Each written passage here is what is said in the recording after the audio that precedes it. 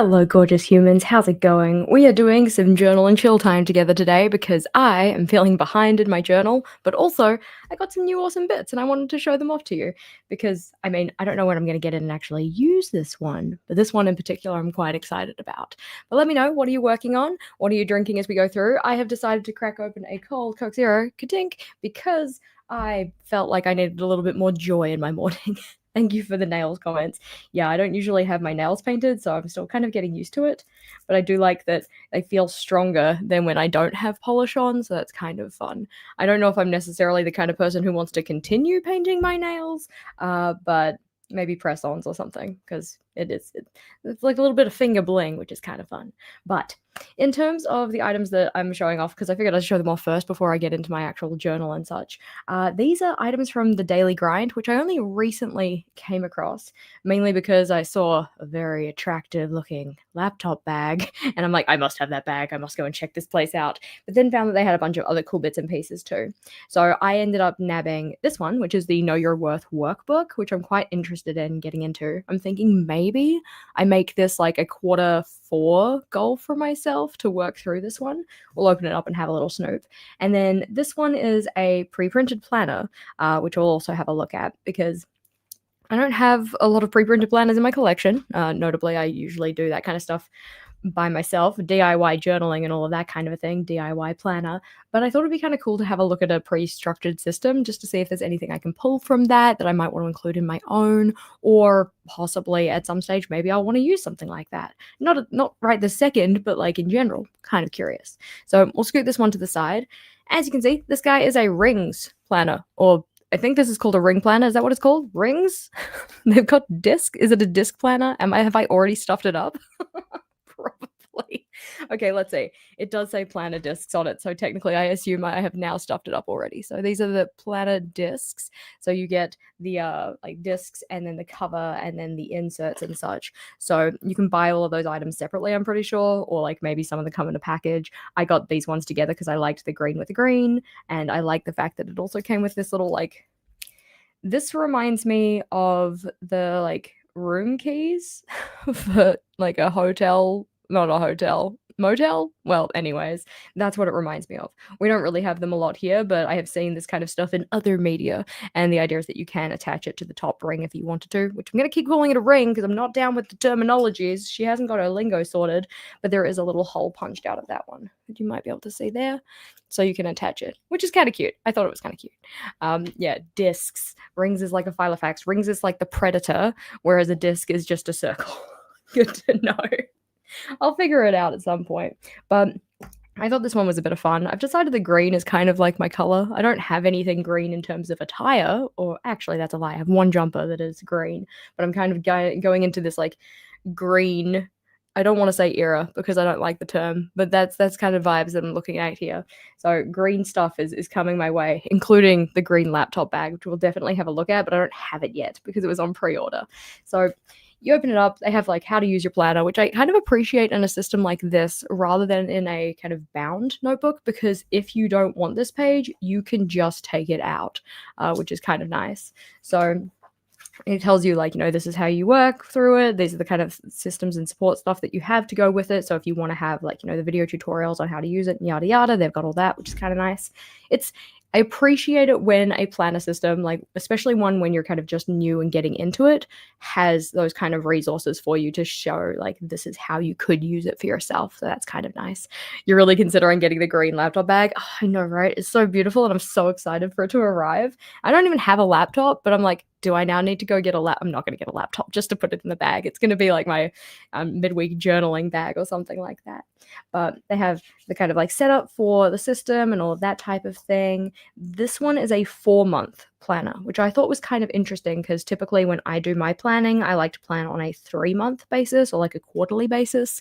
So like 12 months in the year, 3, 3, 3, 3. Whereas this is like 12 months in a year, 4, 4, 4. So I have gone through and pulled out some of the inserts because they give you 5 per monthly segment, which I think is nice because, some months do have 5 weeks, some will have 6 technically, but usually it's like 1 day on either side. It's like whatever. But they do have enough inserts for you to have those 5-week months, which is quite convenient. So I just went and pulled out the extra ones, and I have set this one up as if it was my cyclic planning system. So given that this one here is the full month, or the first month rather, my first month I was like, okay, well, we'll consider it the current month, September, which for me is the 4 weeks of the cycle and then an extra week for reset week. So this one has 5 in it, or at least I kept 5 in it. I don't know if I'm actually gonna, get in and use it in here this month in particular, given the month's kind of already started. I've only got 2 weeks left of my cycle and all of that kind of stuff. But I thought that having it set up in that way would be kind of interesting to look at. So we've got like, the month ahead, we've got setting up a calendar for yourself. I like that it's a Monday start because that's what I like to use.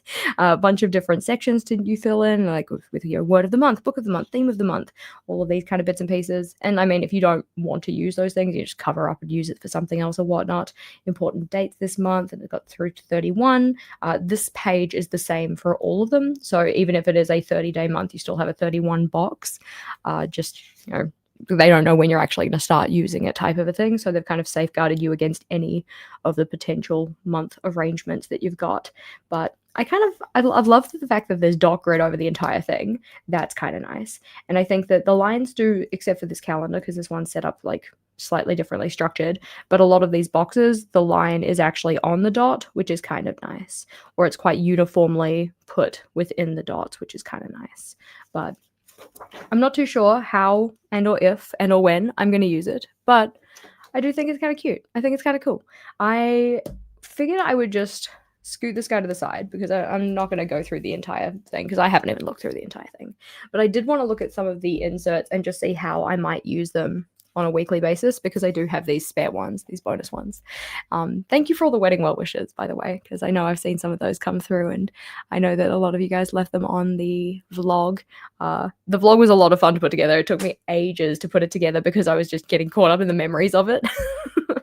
So I am glad that I could get that one together as quickly as I did because I definitely have other vlog footage from other fun stuff that has happened that I have just not gotten around to very quickly. But anywho, so in terms of the inserts, we have, this is the reflection from a previous week. So what you would do is you'd actually open it onto this for a new week. So you have a general kind of this week box. You've got Monday through Sunday, which again, it's a Monday start. So I quite like that.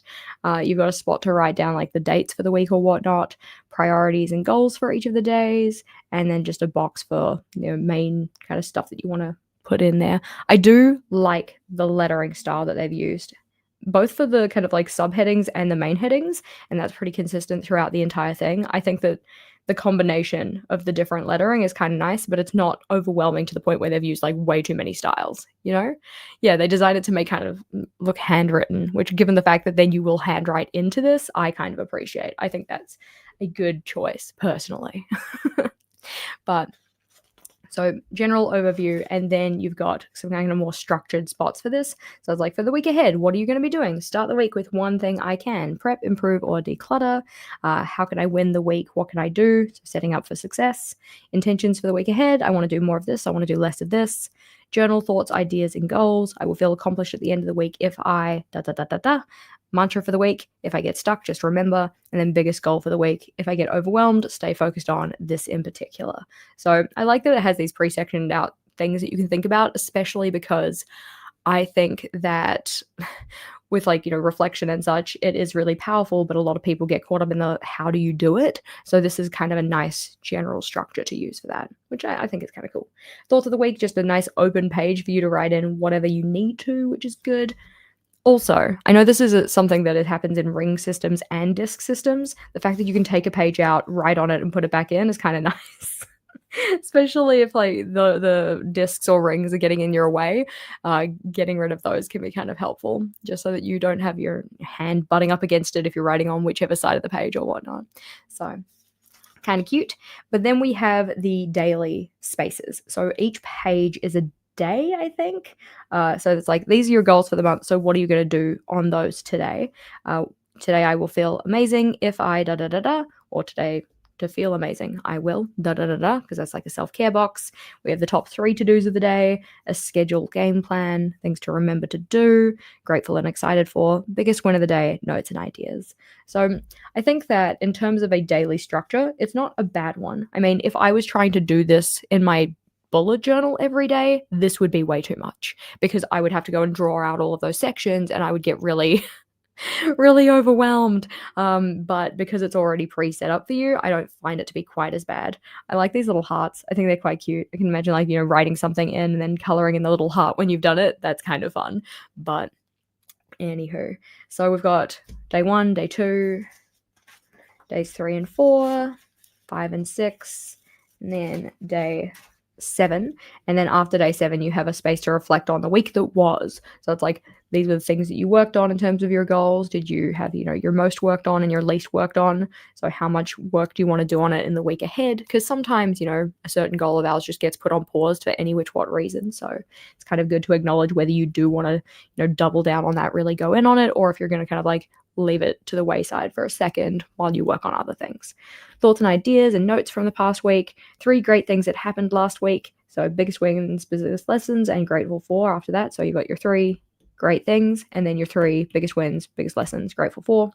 How would I rate each of these areas? So let's see if I can hold it up for you. Did I already turn the autofocus off? I did.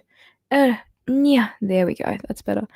So how would I rate my growth and progress, my habits and consistency, my health and self-care, my happiness and mood, my hobbies and me time, and then this week overall? You rate it from 1 to 10, where I assume 10 is the best, and then this week in a word or 2. So you have a little spot to write that kind of stuff down.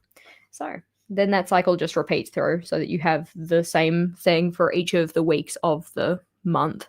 So 5 per month, but as noted, I took some of them out so that then I just had as many as I would actually need.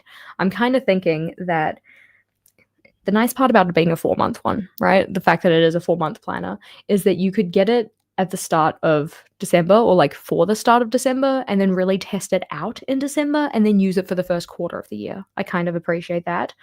Also, if you're the type of person who does prefer to use a kind of quarterly system rather than a 4-month system or whatnot, I think that being able to buy 3 packs and then having 4 months per each and then just like taking a month out of each of them so that you have like a ghost one is kind of nice too.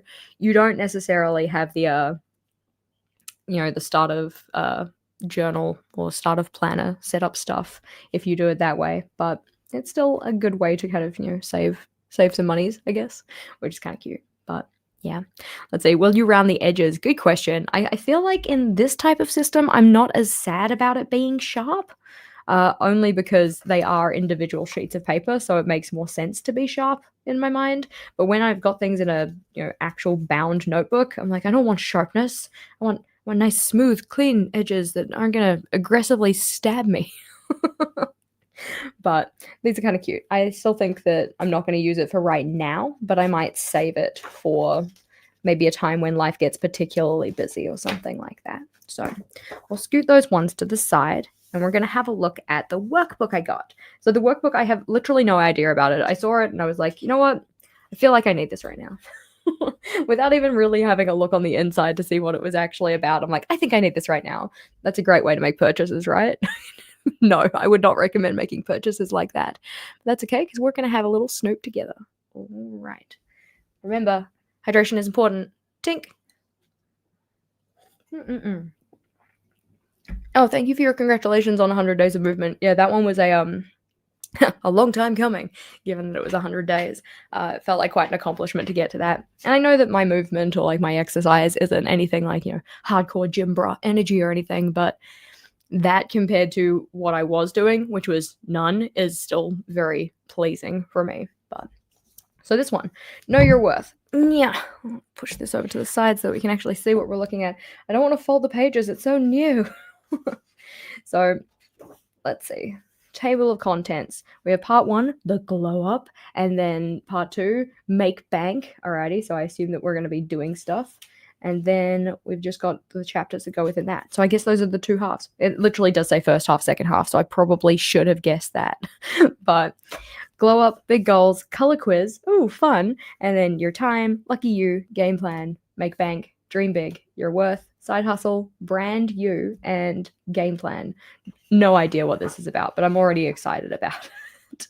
Okay, can you guys let me know, are you the type of people who or if you ever fall victim to this, like buying a course or a workbook or something like that, you're like, yep, this is going to be the thing, I'm going to like, really get in and learn a lot from this, and then it just sits there and collects dust. I don't want this to be like that. I do feel like there's going to be some interesting things to learn from this, so I do want to go through it.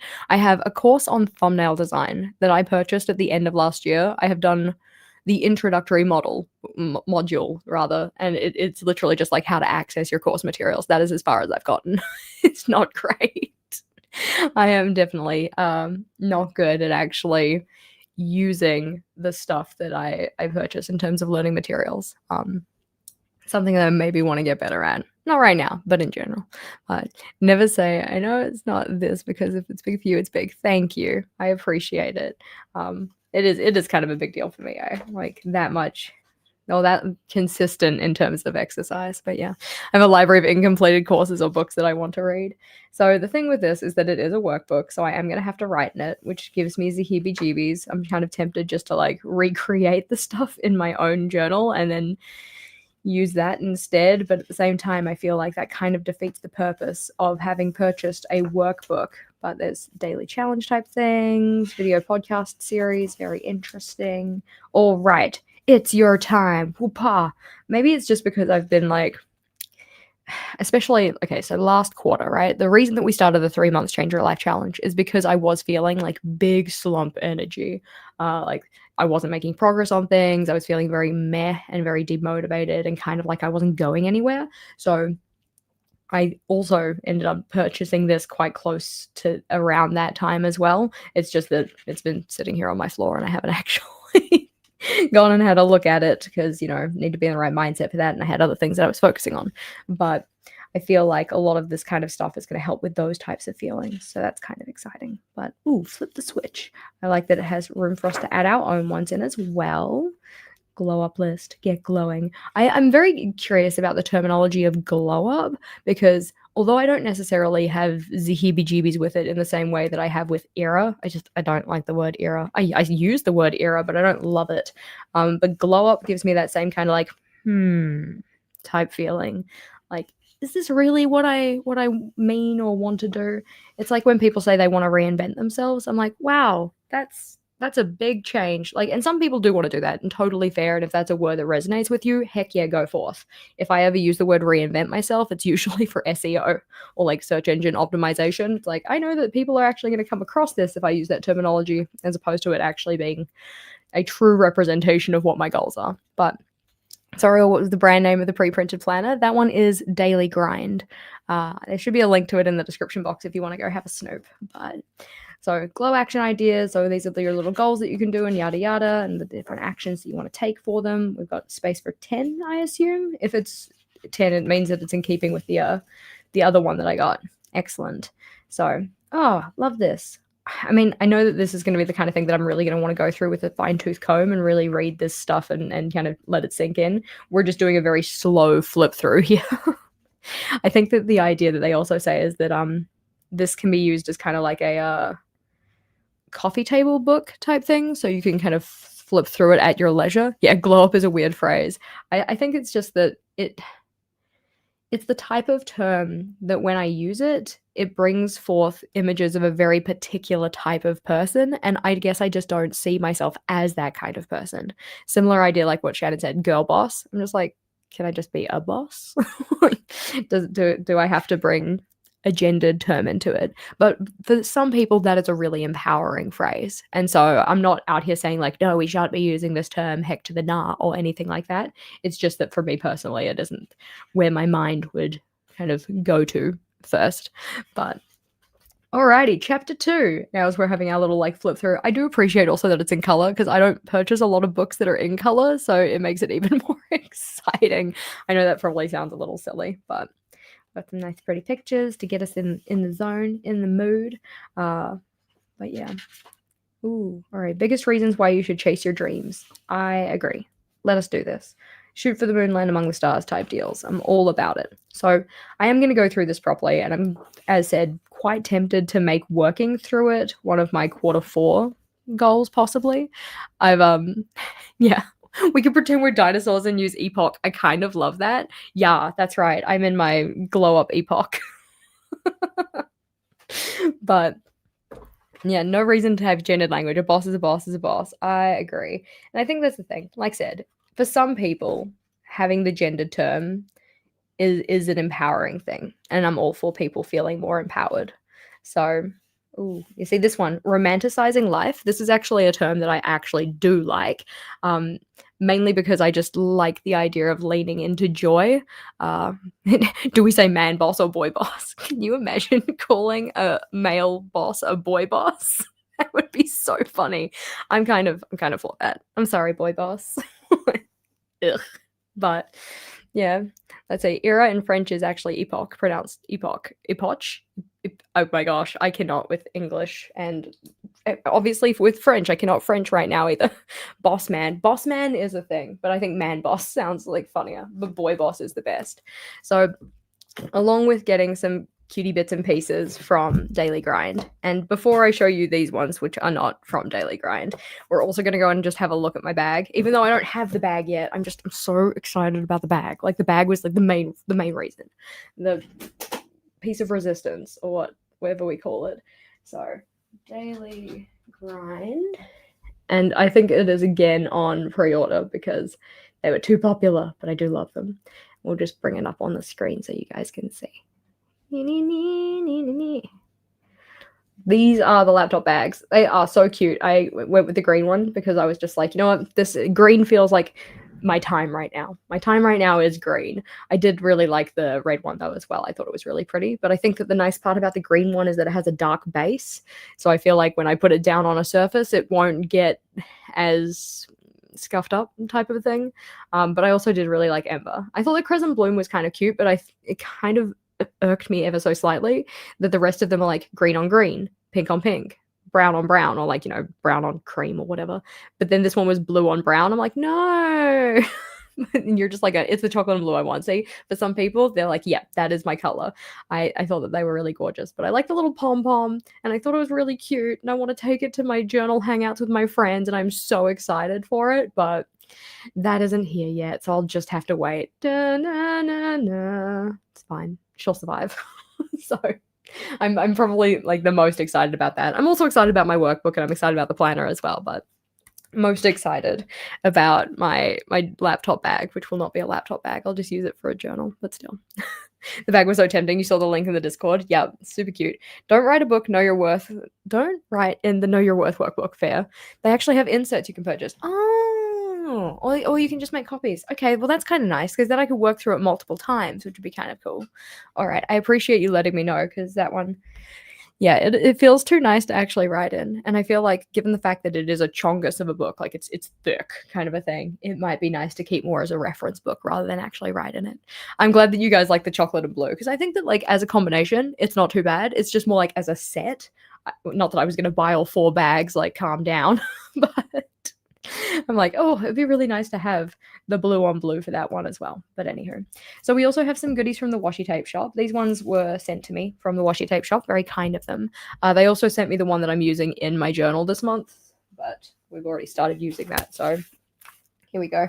That's the musical kind of, oh gosh, she's blown all the way out. Apologies. We'll zoom in a little bit so you can kind of see what we're talking about. Whee, there we go. Much, much better. So we've got the florals and the musical notes and sheets of music and such, and the piano and the triangle and all of that kind of thing. Phonograph? The music projector. She knows English. Some kind of brass instrument, possibly a trumpet. Maybe not a trumpet though, because my knowledge of musical instruments is flawed. But lots of cute little instruments and such, and I thought that it was really, really pretty, so I decided to use it for this month's theme. But that one is going away because we are here to look at the ones that we haven't opened yet. I will say that one of the things that I have noted with having nails is actually being able to open stuff, great difficulties. Trying to take the back off stickers has been a little bit more difficult. More than anything, though, has been trying to peel off sticker items or like double-sided tape or even just rip washi tape. That has been tricky as well, but that's okay. We're finding ways around it. We're learning to live. This is my new normal. It's not probably my new normal, but it's my normal right now. Anywho, so we have a bunch of little bits and pieces. We're going to attempt to get them open with my difficult to use nails. It also helps if you start at the part that is actually the opening as opposed to this, which is not the opening. She is struggle.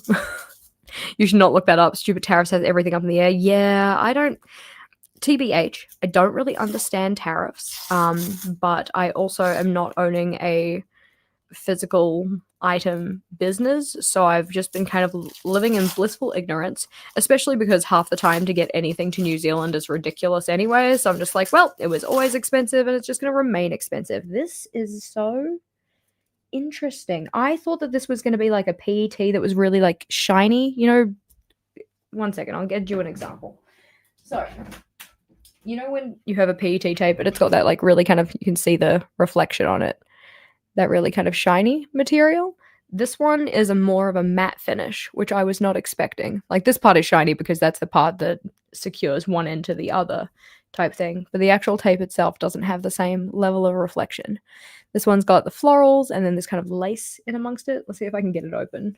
Please excuse Jess while she struggles with this for a ridiculous amount of time. Because the thing with getting your nails painted like I did is that it makes them blunt. More blunt. You don't have that kind of sharp edge anymore. It's okay. I have the technology. I can do this. There we go. Didn't even think about this before we started. I was like, oh yeah, she'll be right. She can open this kind of stuff. And then I'm like, actually, maybe not. It's all right. Making progress here. There we go. Great success. So this one is kind of a lace piece, and you can see, hopefully, maybe just that it is kiss cut around the design, which is nice because it means I have to do less trimming, which I appreciate. This one would be quite nice to go and line the edge of the page with. It's giving Bridgerton. I don't know if that's actually like a thing that other people agree with, but for me, it's giving Bridgerton. I do like the frosted look. I think it's quite interesting. I think it would also make it nicer to use over the top of other elements and actually have the lace show up. So that's quite pretty. So ever since starting to have long nails, which we've had for the past couple of years, you've had to develop an entirely new set of fine motor skills. Yeah, I completely feel that, because for the wedding itself, I notably did not have green nails. I had a kind of like nude ombre looking type thing, but they were also like way longer because I got some false, what are they called? Extensions. That's the word. I got some extensions put on for that. And trying to operate with those after the wedding, I'm like, nope. So I got my nails done on the Friday, so the day before I got married. And then on the Monday, I went back to the shop and said, please take off. And they're like, we can't take them off, but we can shorten them and give you a different color if you want. Like, okay, cool, we'll do that. Yeah, it peels off in one sheet. They come right off. Interesting. I find that anytime I try and do my nails myself, totally chips, peels off, anything like that. But I also feel like I personally don't have the right techniques down.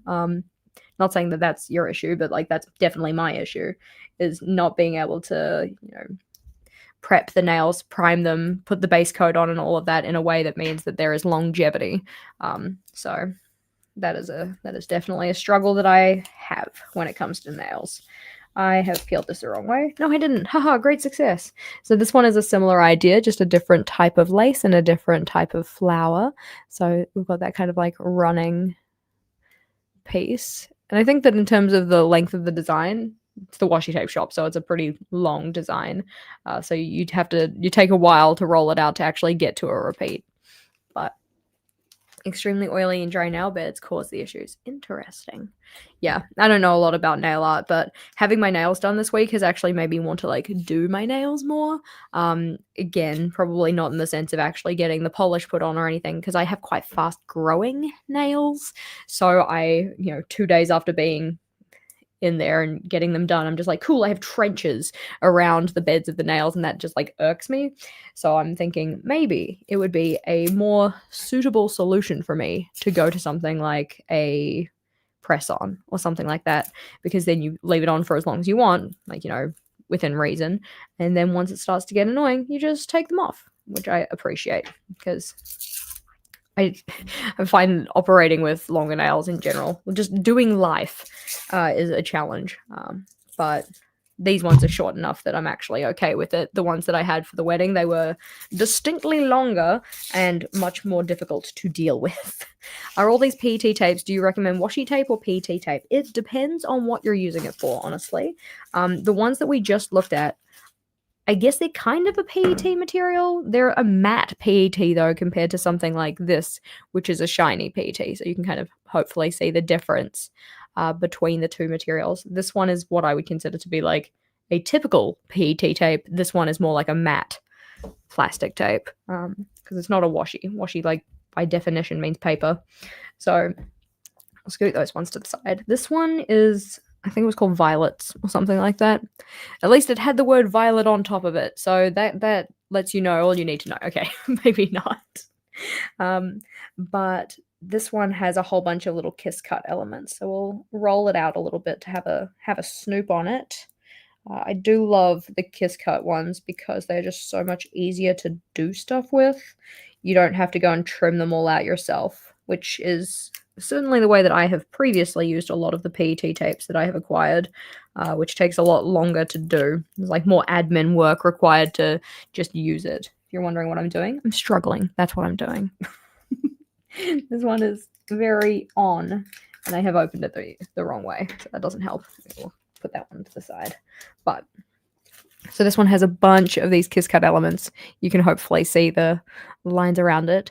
Now, I'm not the type of person who particularly loves when they have text on these tapes, because oftentimes I'm like, I don't need to stick the word fragrance into my journal. But then again, I know that people who use these tapes aren't necessarily just doing like planner kind of stuff or regular journaling. They might be doing junk journaling. They might be doing kind of collage work or whatever. And having those words might be more for them. The words, they are not for me. But what? In the heart of the meadow, iridescent wings meet lavender fields, a dance of grace and fleeting beauty. Well, okay, well, it's technically actually English, so that's good. But I'm more here for the florals. I think that the florals are pretty, and I like the palette. I think that purple and green together is just a great combination. That purple flower, this one, super dark. Like, I don't think it really... There we go. You can kind of see it a little bit better, I feel. There is actually some highlighting on the petals, but before I was like, that's one giant purple blob. But the actual floral pieces are nice, and I'll probably use those. And I do always appreciate when we have different sizes and shapes. Like this one here is kind of what I would consider to be a corner piece. Or you could possibly use multiple of them and make like a large wreath or something like that. But it's quite nice. It's gorgeous. I don't think that I will use any of the text ones, especially not the just word that says violet and iris. But there we go. Butterflies. I know some people are not butterfly people. Valid. They are effectively flying spiders. Okay, not quite, but still.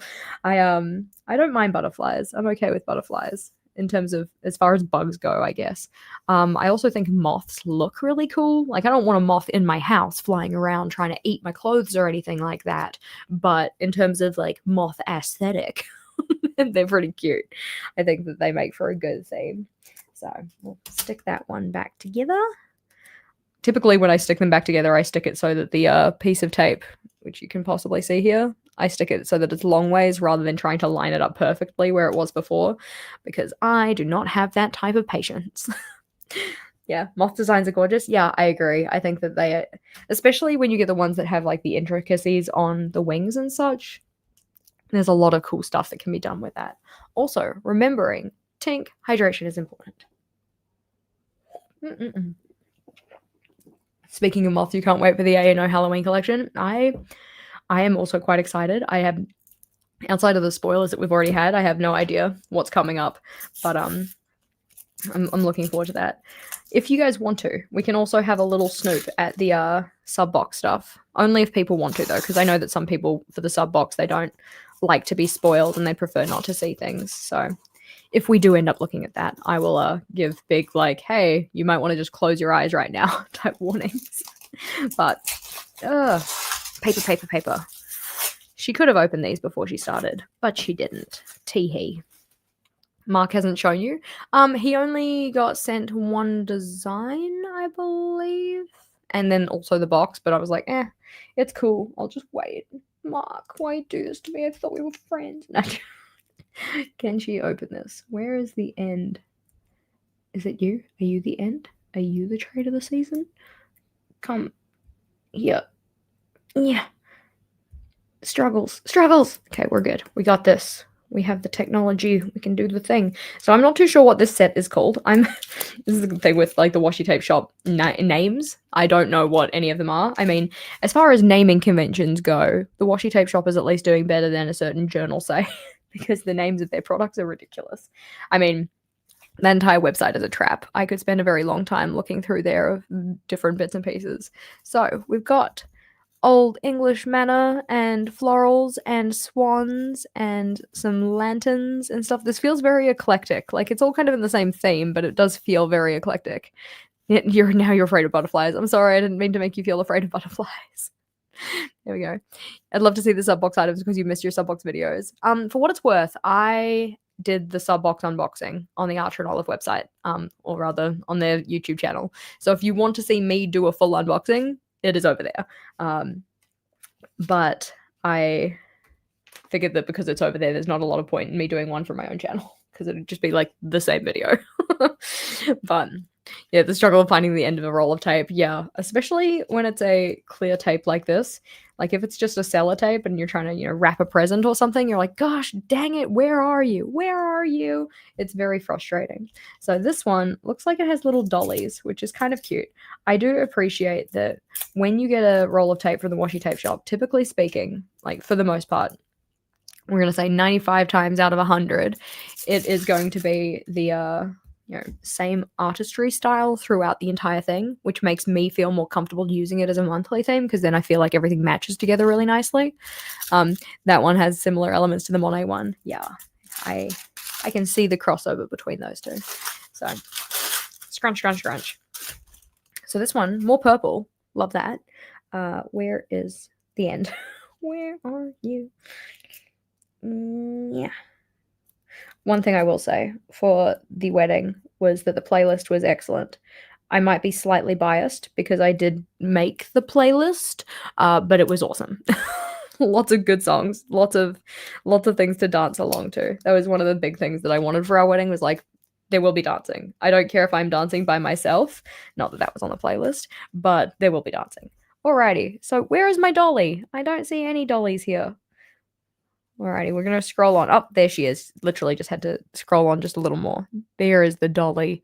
I was expecting more dollies, to be completely honest. I'm not sad about it because, to be honest, I probably am not going to use the dolly, but I think that these triangular pieces are kind of cool. I don't know if you can really see the fact that they have that kind of like triangular cutout type thing, but those would be kind of fun to make a repeating pattern with. I mean, I know we only have 2 of them here. You could unroll the whole roll and get some of those out, but that's kind of cute. A lot of text that I probably won't use, but the general palette, very pretty. And I also just love the florals. And this is a framed piece, which is quite interesting. It's got a word in the middle of it, which you can pull out. They're actually like kiss cut separately, so that's kind of nice. But that'd be kind of interesting to lay over the top of something. I appreciate that, given the fact that it is on a PET material, you could actually lay it over the top and it would kind of blend a little bit nicer. So that's kind of fun. Meow. More importantly, though, congrats on your wedding. Thanks.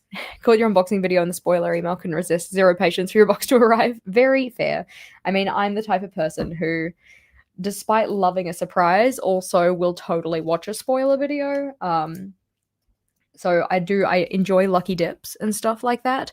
Where I get a little bit antsy is when the lucky dip is pricey. Like, I wouldn't buy a lucky dip that is, $50 because I want to know what was actually in it for that amount of money. I know that technically speaking, the sub box is not a lucky dip. Like, everybody gets the same thing, but it is still something that I kind of group into the same category, because you don't necessarily know ahead of time what's coming when you purchase it, unless you wait for the public release of it or whatnot and get it as part of that. Are you getting anything from the Halloween launch? I don't know yet, only because one, shipping is expensive, and two, I do have a package coming from Archer and Olive already with the Halloween stuff, but I don't know what's in it. So until I actually receive that package and get to see what they've sent me, which, like, great appreciation. We love a package day. So exciting. But because I don't know what's in there, I don't know if I'm going to get items that not to say items that I want, because I think that they will be very much appreciated, but more so if there are other items that they're releasing that I'm like, oh no, I have to have that as well. Like, I'm not too sure just yet, but we will scoot this one out of the way. JashiiCorrin. Wish the full spoiler videos were allowed to be released earlier. Yeah, I do appreciate that the full spoiler video at least does come out before the box is available to the public.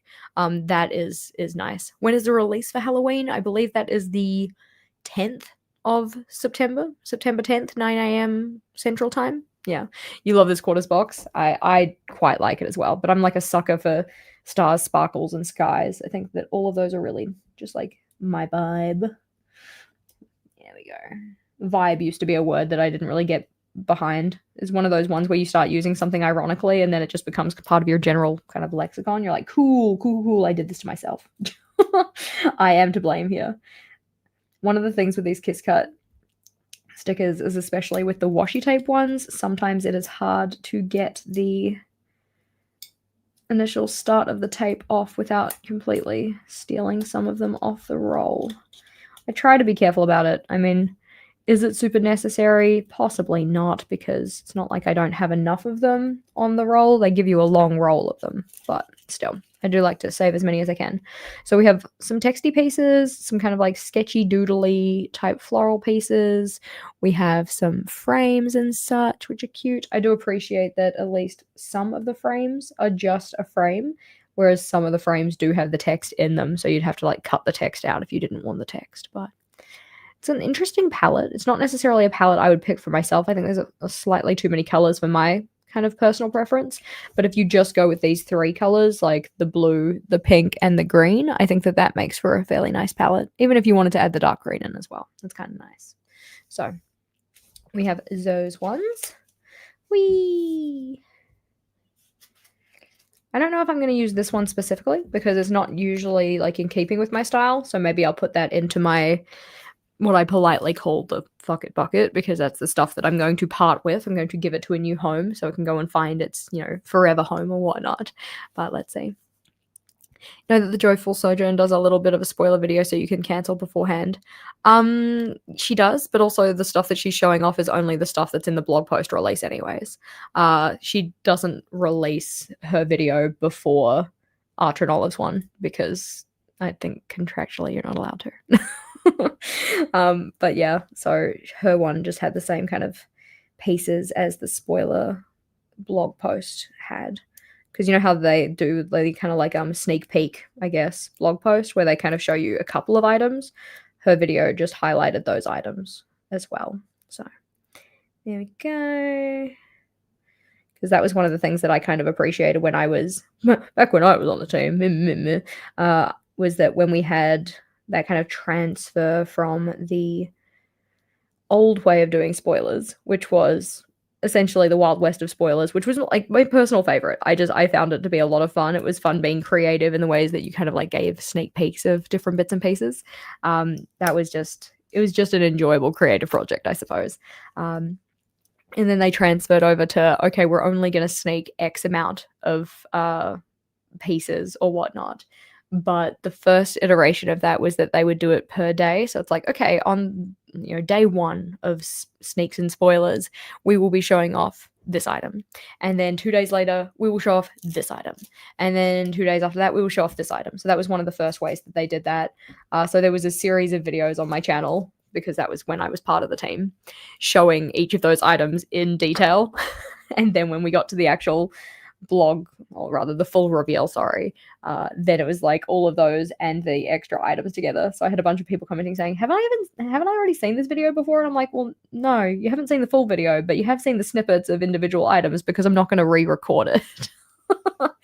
But no, doing the individual little sneak peek ones where we would hide them in pictures and stuff, and people would be guessing and whatever. I know that that wasn't for everybody, and that's why they changed it, but it was a lot of fun. I enjoyed it. As the creator, I enjoyed it. But we're going to see if we can get this one off without completely ruining these stickers. I might just call time of death on that one. Get out of here.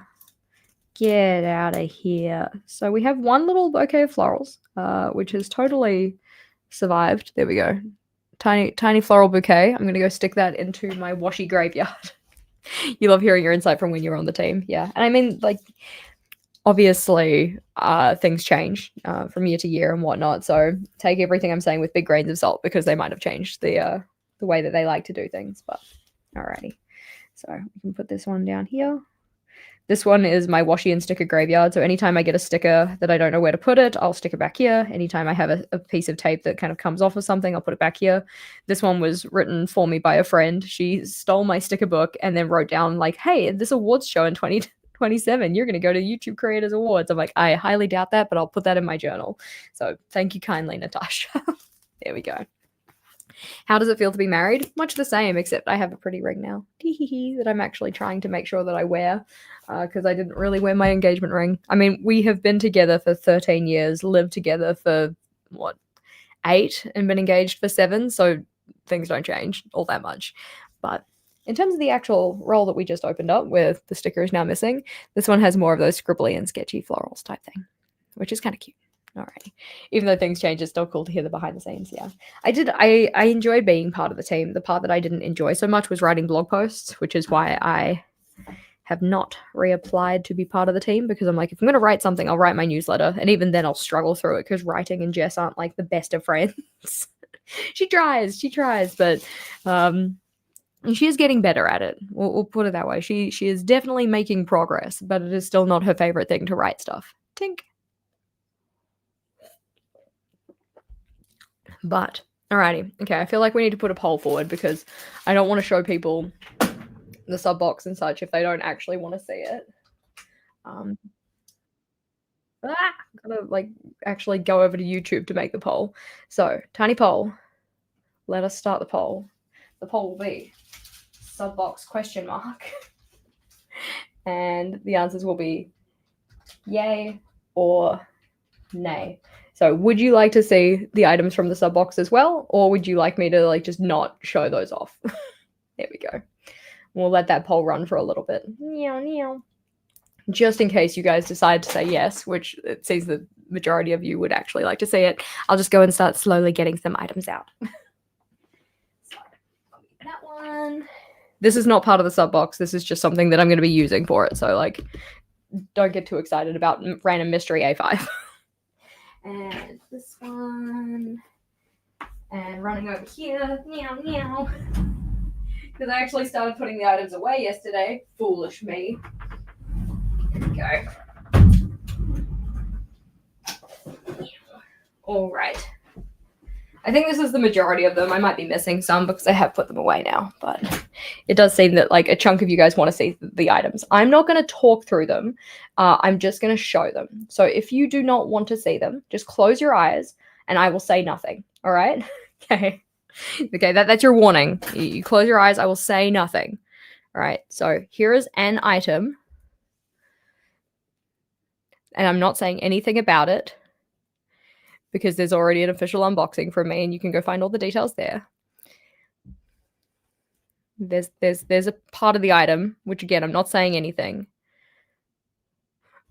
But I do quite like this. I think this is cute. I'm not saying anything about it because I'm trying to be sneaky. There we go. One thing that makes me a little uncomfy, but also I'll just and then I'll be pretty, shiny. There we go. Alrighty, that's one item. Don't come back if you don't want to see things though, because I'm just going to show them off. Just showing them off. Alrighty, another item. Here. Very cute. We like this. This is pretty. And then we turn it over. This is pretty too. We like this. And also the fact that it goes over here we like this. But also, oh, we like this too. But also, don't open your eyes if you don't want to see it. Don't do it. Don't spoil it for yourself. Wait. Go in here. No, more. We like this. Also, this part. Oh, we like this. We'll put that one away. Alrighty.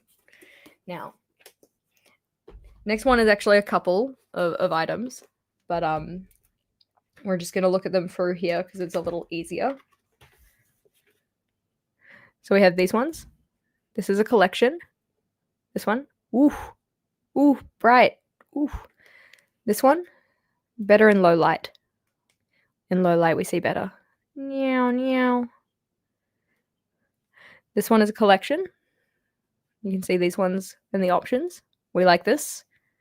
We like this transition. Nice. Matches the theme. We have this one. We know this is actually Jess's nemesis, but as far as visibility, pretty decent. You should do all of my reviews like this. I know, right?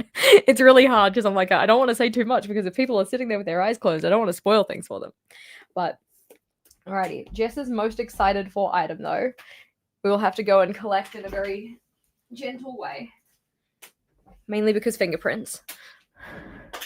Oh, so lovely, so beautiful. Hard to see with sleeves, but shiny shines. Oh, gorge. The night. Wee. Turn it over. Shiny shines. Beautiful. But as I said, fingerprints. So careful. Put this way.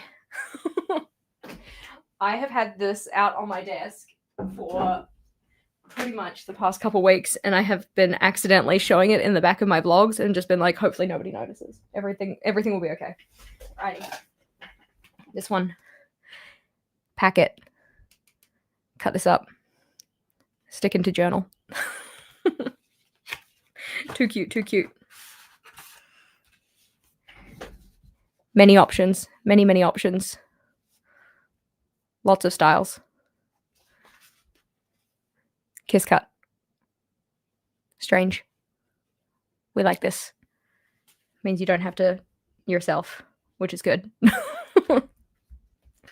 We don't have to do it ourselves. I like this one. I also like,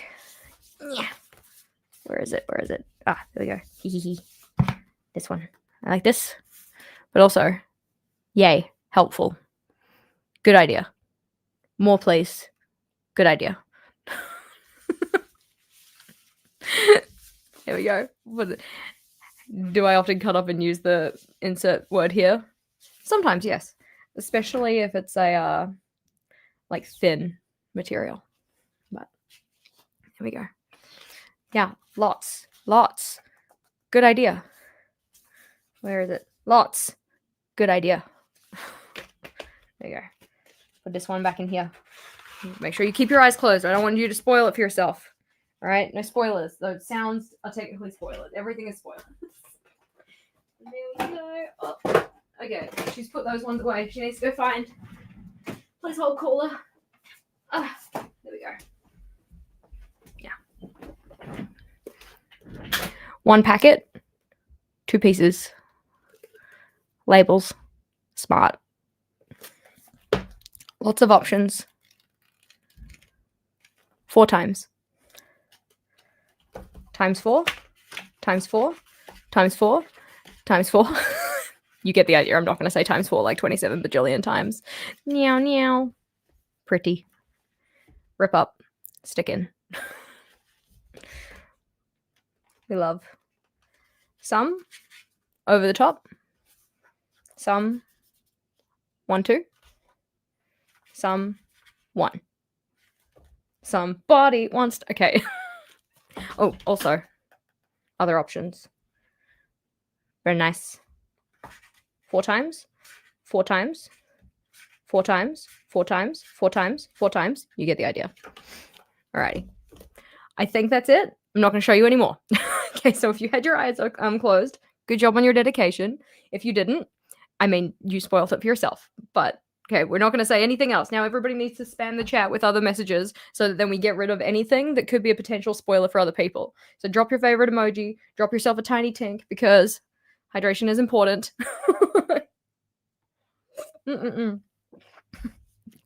How many people's stomachs hurt from laughing?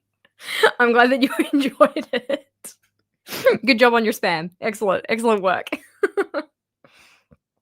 So yeah, if you didn't want to be spoiled, hopefully you didn't get spoiled. Do not scroll back up in the chat and read anything, just in case. All right, got to stay safe out here.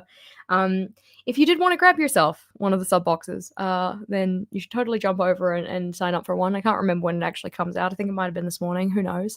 But lots of fun things. So I'm very excited to use the first item that we showed off. Not too sure how I'm going to use it, but I think it's going to be an interesting project. But anywho, now for the moment of truth, and by that I mean the fact that it was called Journal and Chill. We should probably actually get our journals out. Geez, Jessica, what are you doing?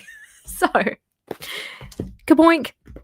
I have been not like neglecting my journal per se. I have been actually using it this week, but after last week. So last week we had Thursday, which was the day before the wedding. Yes, 2 days before the wedding. She can do math. She's having a hard time, obviously. But so the Thursday I wrote some stuff down because it's like, okay, this is your last opportunity to get things done before you have to, go and do wedding-esque type things.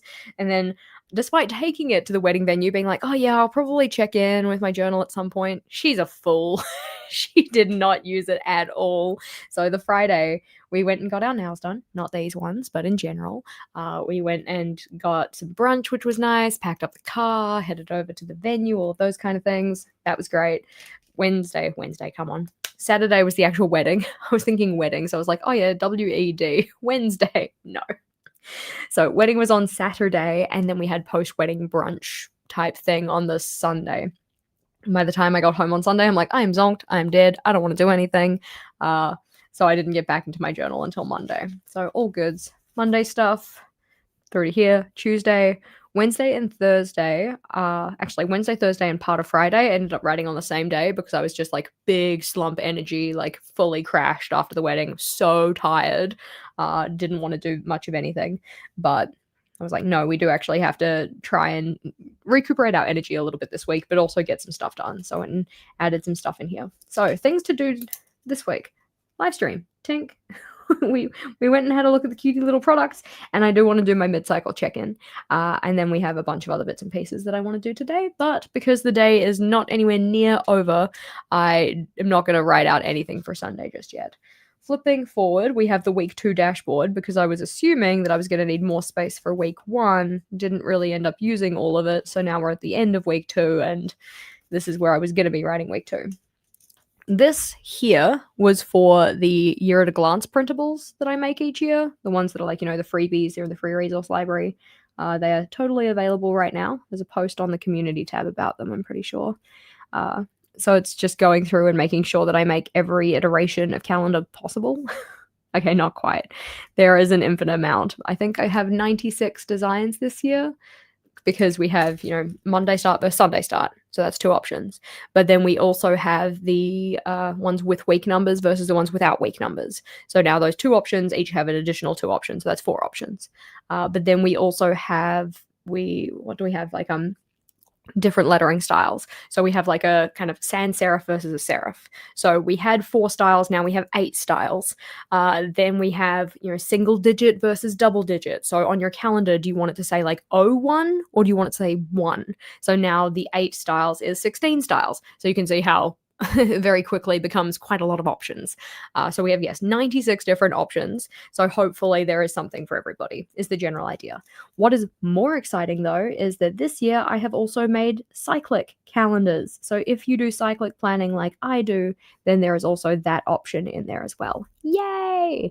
It just saves you a hand cramp and a half, right? So rather than having to go and write out all of the little numbers yourself, they're just printables that you can print off and stick into your journal. They don't look quite like this because this was specifically designed for my start of journal setup, which has, somewhat been neglected. Wah, wah. But this part I actually have referenced quite a lot, and I'm glad I put it in. Yay!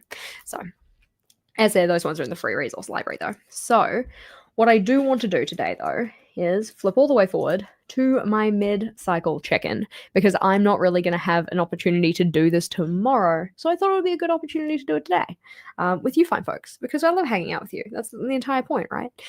You love the cyclic ones. I'm so glad because I know that cyclic planning isn't something that is very widespread or anything like that.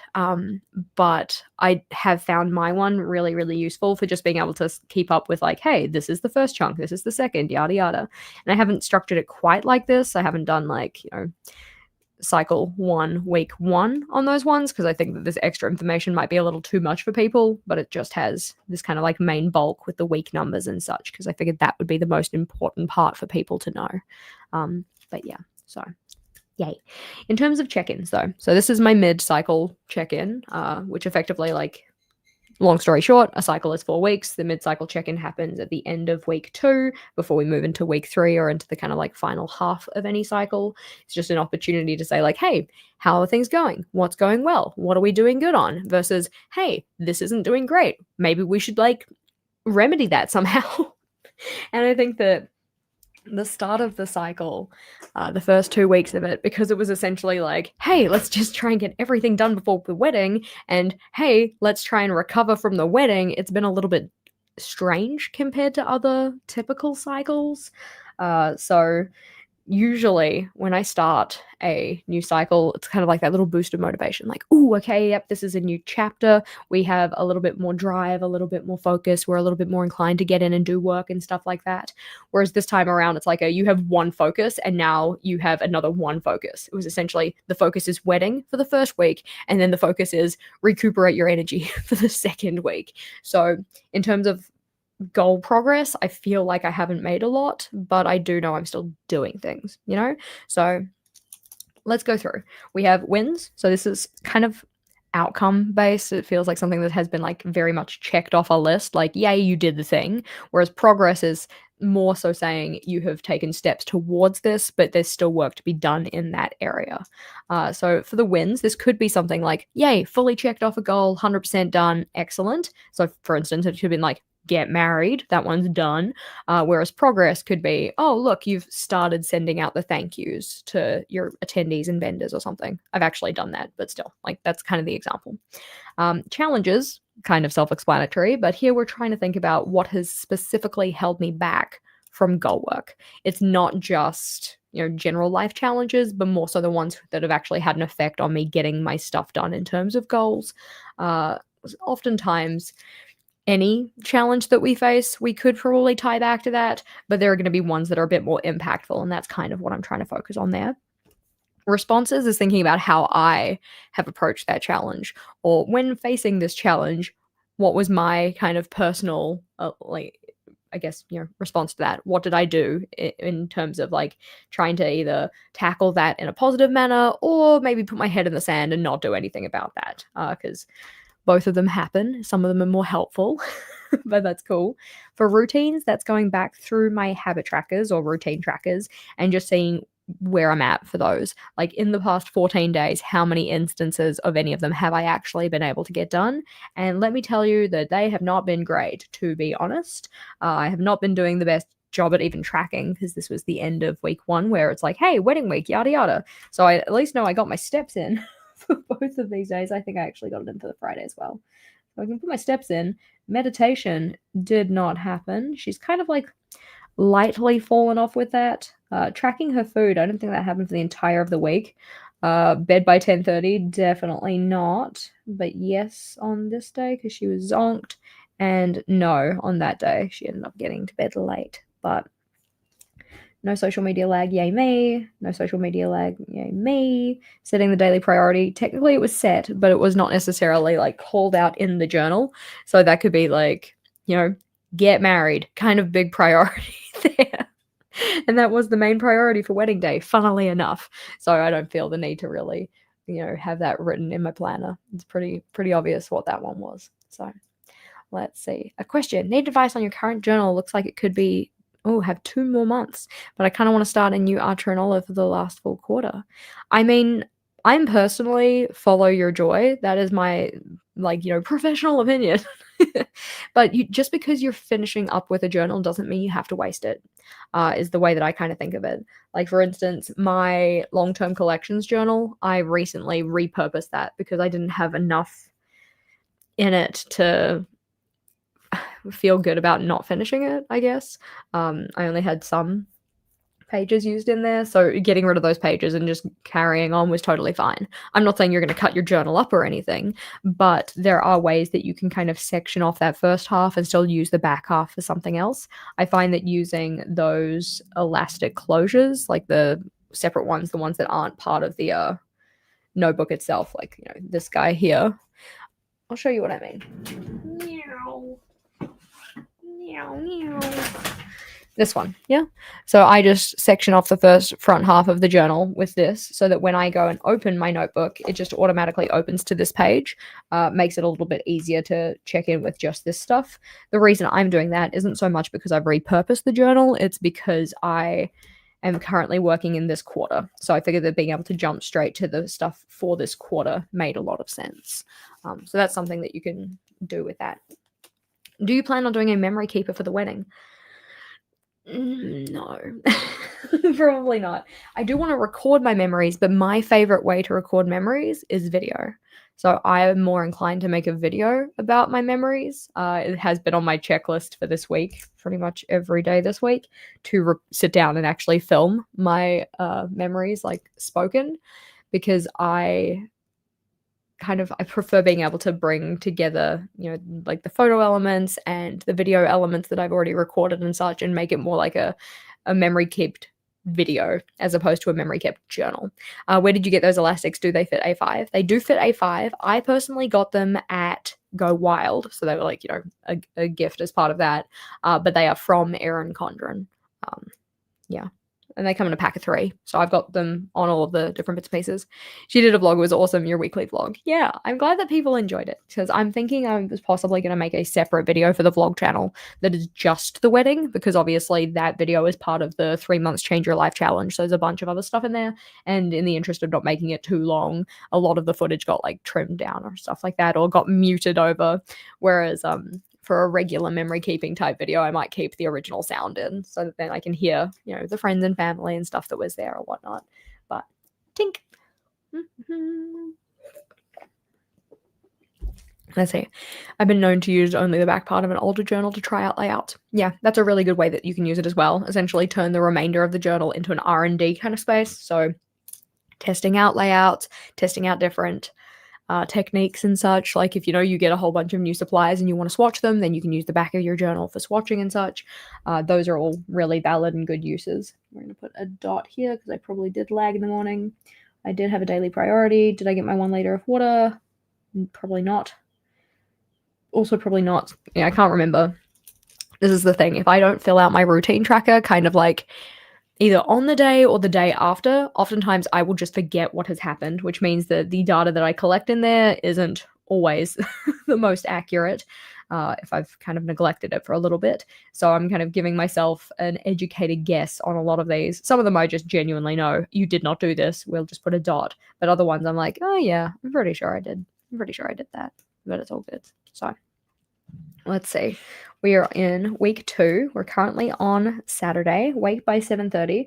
The body has been doing very good with its circadian rhythm in terms of actually waking up at a set time, much to my dismay, honestly, because sometimes I go to bed late and I'm like, I really just want to sleep in. The body's like, sleep in?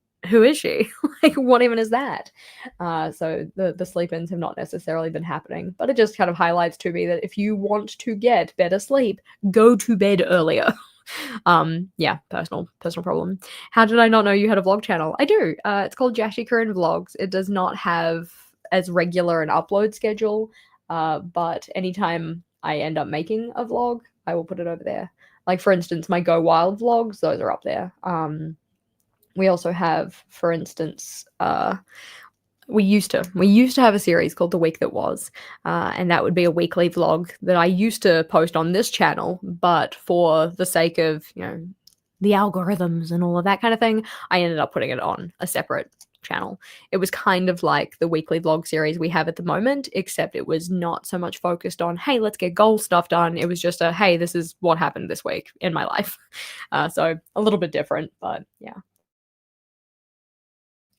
I can get you a link if I can reach over all the stuff on my desk to find it. JashiiCorrin vlogs. Typey. Tiny progress. All right. There we go. There is the link. So yeah, you can see like the last one that I posted over there was from 3 months ago because that was the Go Wild vlog type thing. And then the one that I posted before that was the Go Wild vlog from the week or like from the year prior, but posted 2 weeks before or something like that. You ordered your Sterling ink planners today. Oh, exciting.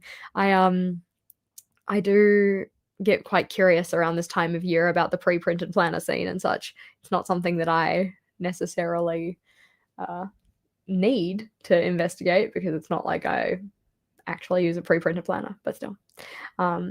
But yeah, I do want to do something again with the vlog channel. The problem is that in terms of viewership, obviously it is a lot smaller than this channel, which means that it kind of pulls focus. So I need to be doing it kind of for the right reason, I suppose. Yeah, you like the crazy hair selfie on the vlog channel. It's literally was taken the exact same day as the thumbnail for this channel.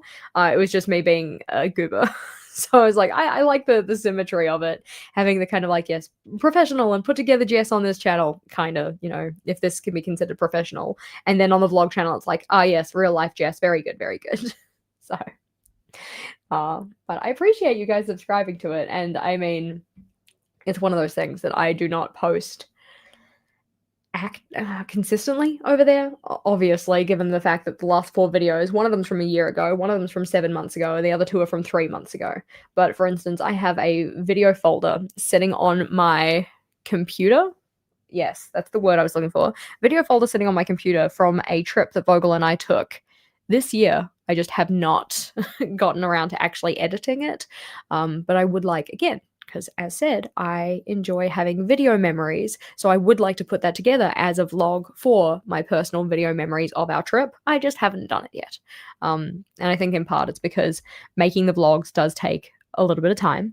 And it's like, well, this isn't technically, strictly speaking, a work task. So I don't necessarily want to do it during my work day, but it's not that I don't want to use my free time to do it. It's just more there are other things that I would like to do in the moment of my free time. So it's like, are we doing something for future Jess where we're making a memory type video for her, or are we doing something for current Jess who's just feeling tired and wants to sit on the couch and, you know, watch something or play a game or whatever. But anywho, looking for ideas for the A-No Halloween notebooks. Afraid you'll start something and lose interest in it. Oh, I think that I'm probably, what I want to do at least, is get one of the A5 snake ones and use that as my reading journal for next year. We'll have to wait and see. But anywho, so stuff that has happened for my check-in. I'm going to put a little clip here because given the amount of stuff that I stick in, I'm starting to get a little bit of page uppityness. Stay down.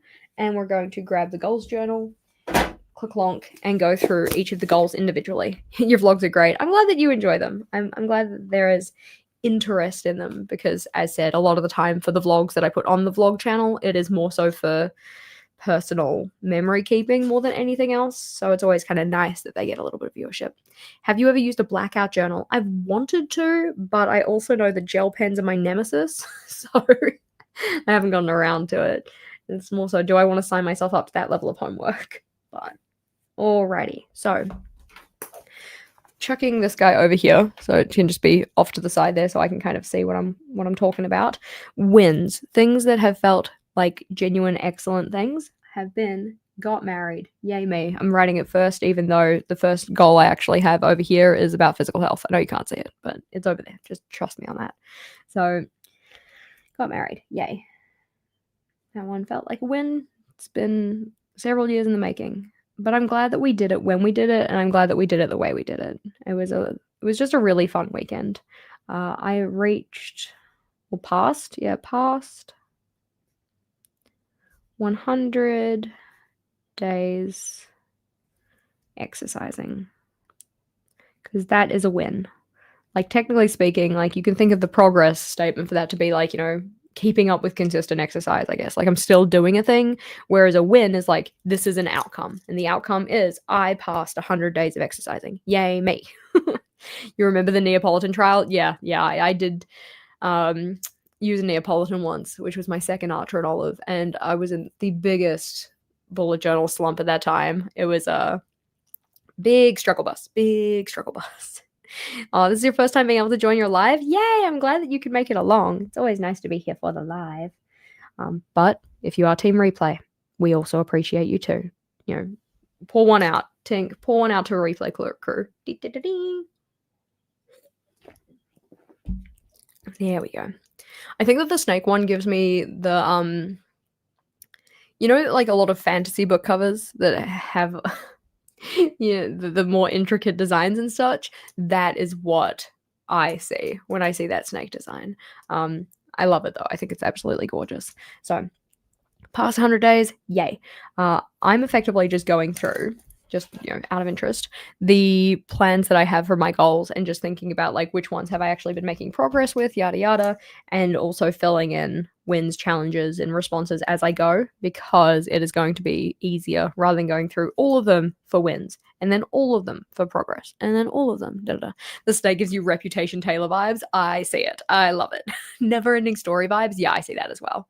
Nice. You're normally Team Replay, but super excited to be here live. Yay! Well, see, I'm kind of thinking about that, right? Like, given that it is the end of the week for a lot of people, for me, it's a Saturday morning type thing, and I can't necessarily live stream every Saturday morning. But is this time better than the ones we have been doing at the midweek kind of point? Possibly. Maybe. So possibly this is something that we investigate doing more of. The only problem is that Saturday is notably the weekend for me, which means that it is also Vogel's day off, which means that I won't always be available first thing on a Saturday. For instance, at this point last week, I was getting my hair done for my wedding. So, it's not always a viable option, but mayhaps. The snake reminds you of House of Bane and Blood. I love House of Bane and Blood. I thought it was a great book. I had a good time with it. Good time, not a long time. So, physical health. What else have we been doing? Daily exercise. Have kept up with that. We've already written something about it. Yay. Getting 8,000 steps on average. I have actually been finding it difficult to get my 8,000 steps. So I'm going to put that down as a challenge. But the challenge isn't so much finding it difficult. The challenge is maybe like the lower motivation to get things done. I'm just going to call this like post-wedding burnout / exhaustion, but burnout / exhaustion. I think that I was, in my mind, I'm like, oh, you're not going to be that tired after the wedding. You've designed it so it's going to be pretty chill and you're just going to have a good time. It's going to be great. And that's technically what happened. I did have a pretty chill, very enjoyable time, but I didn't account for the fact that there's also like the emotional toll. Like, my emotions. It was a very emotional weekend, but in the best way. In the best way, it was so good. But coming off of that kind of high, and getting to see my friends from overseas, and getting my extended family there, within the reason of an extended family, my actual blood relatives, it was only the like immediate crew in terms of what I consider to be my extended family, though. Yeah, getting 8,000 steps feels easier when you're trying to stay under 5,000 steps. Yeah, almost, hey? When you're really trying at something, but something else happens, and as soon as you don't try, it's like, then it's really easy to happen or to hit. I know that I worded that poorly, but I hope that you understand what I mean, because, yeah, feelings that. Appreciate you're doing the live today, but I know the value of a work-free weekend. Yeah, so typically speaking, Saturday would be my work-free day. Maybe I just make it so Thursday is my work-free day. Why not? Thursdays suck. Like, the Wednesdays at 9 is that New Zealand time. The times that I do for Wednesday, or the midweek one, is actually Thursday 9 a.m. my time, but still. Yeah, I don't mind doing them on a Thursday because Thursday is typical lower energy day for Jess, whereas these type of interactions, getting to hang out with you, this is an energy giving task for me because I get to, we have our back and forth. You guys get to type in the chat and I get to hopefully read them. Ugh, she's terrible at it. I apologize. She's getting better. She is at doing and reading at the same time. But yeah. Anywho, need a better smartwatch that counts my steps properly. What do you use? I have a Fitbit. It currently says that I have 479 measly steps for the day, but it's okay because I also haven't done my exercise for the day. I'm trialing doing exercise in the afternoon at the moment. I don't know if it's going to be something I stick with, but I do appreciate that by not doing it in the morning, it takes the pressure off my mornings because oftentimes if I have something in the morning, I set it to happen at 9 a.m. But when you wake up at 7:30 and then you don't actually get out of bed until like 7:45 and then you want to exercise for half an hour, but then you also want to have a shower and have breakfast, doing all of that before a 9 a.m. deadline gets a little bit anywho. So, wins. Where were we? Shower fixing is the next project, though technically haven't finished physical health. Okay, physical health. Post-wedding burnout / exhaustion. Okay, which means that I have not done great in terms of eating as well. I mean, technically speaking, the range hood has now been installed. So I'm going to put that down as progress. Range hood installed. Now, the thing with this is that technically speaking, getting a range hood installed was not one of my goals at all. It breaking was not on my bingo card. Sad times for me, but it's cool. It's installed now, which means I can actually go back to doing my proper meal prep because a lot of the meal prep that I do does require the stove in some capacity. So now as that is installed, I'm feeling a little bit better. Yay. But it is still a frustration point. Also, we have had progress on the walls getting fixed because one of my goals actually was getting the shower fixed. So shower fixing was a goal. So getting the walls fixed has in part happened this week. And then getting them painted and all of that kind of thing. Monitoring the shower, I guess we have kind of just done. She's fine. If she leaks, it's not going to be a problem I notice for a while, to be honest. So yeah, we got the for anybody who doesn't know, the shower was leaking. The shower was leaking through the ceiling into the garage through an electrical port. Not a good idea. Bad times for all. It had also leaked in such a way that it had rotted the wood of the door frame. Not that we knew this, but again, anyways. So we left it for ages just to make sure that like it was all dried out. We tested it a bunch of different ways. They found a solution. They fixed that up. It didn't actually solve the problem. Yada yada. Anyway, we ended up getting the grouting of the tiling work redone, which was great, and that seems to have fixed it. So got the rotted wood replaced, got the grouting replaced, and now it seems to be okay. So now it's just like, cool, you did a patchwork job on my walls, so now I had to have somebody come in and fix those ones up. So they've gone and put the jib in. We still need to get it plastered and painted. And they are supposed to be getting in contact with us. So we'll see what happens. Progress, though. Yay. Yay. Let's see. You joined Weight Watchers, and so far you're hitting 6,000 daily. Nice. The strawberry cottage cheese muffins have helped. I like those muffins. I also like the fact that you can just kind of swap out the strawberry for a different flavor. So today I'm making apple and cottage cheese muffins, which at first value sounds kind of like gross. You're like, ugh, that's not a combination that maybe I would love to have, but they're actually quite tasty. So I'm going to be making some of those today for myself. Anywho, so range hood installed. Yay. Progress. We got the walls re-jibbed, I guess is what I'm going to say. I know what I mean by that. So even if it's not actually a word, it's fine. So that's all good. In terms of getting my future me problems done, I have not actively done any of those recently, so I don't have anything to write down there, but I am going to probably make that my week 12 task, is getting through as many of those as I possibly can. Currently, I'm in week 10. Next week is week 11, which is going to be a product-focused week, and then week 12 is going to be the future me problems. In terms of my sleep, I feel like I have been, progress has been consistently waking up at 7:30. Consistency with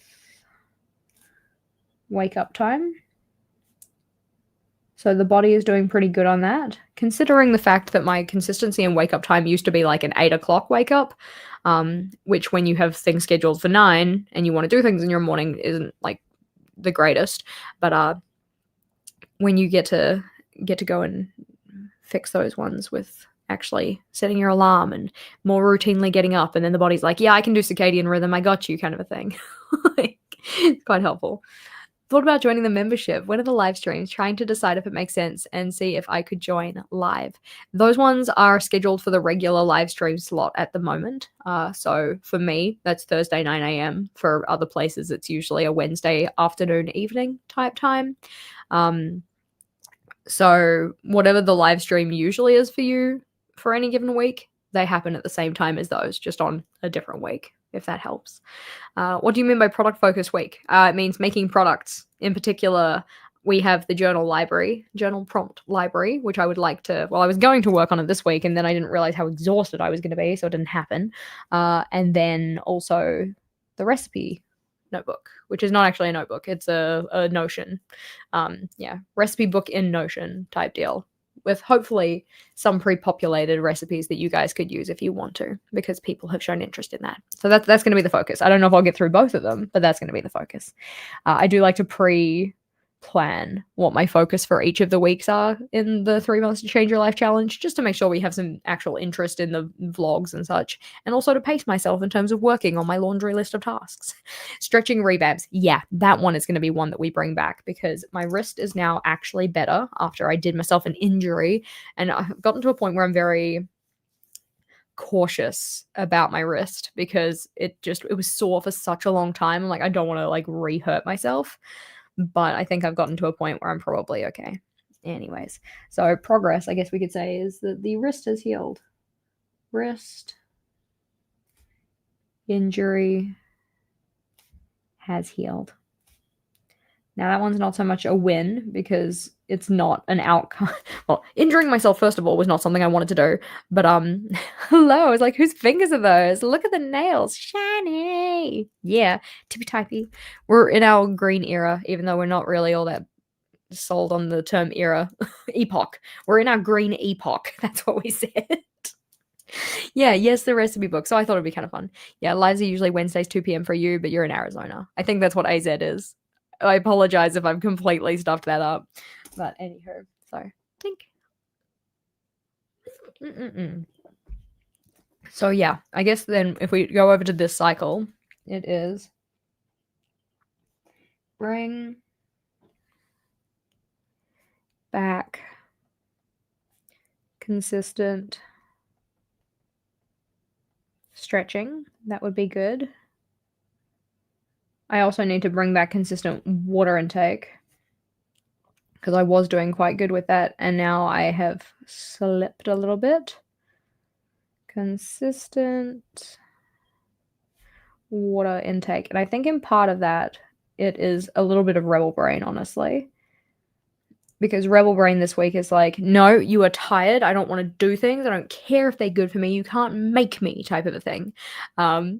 Oh, she's such a sweetie. Monica looked so cute in her dress and with her makeup and her hair done. She was beautiful.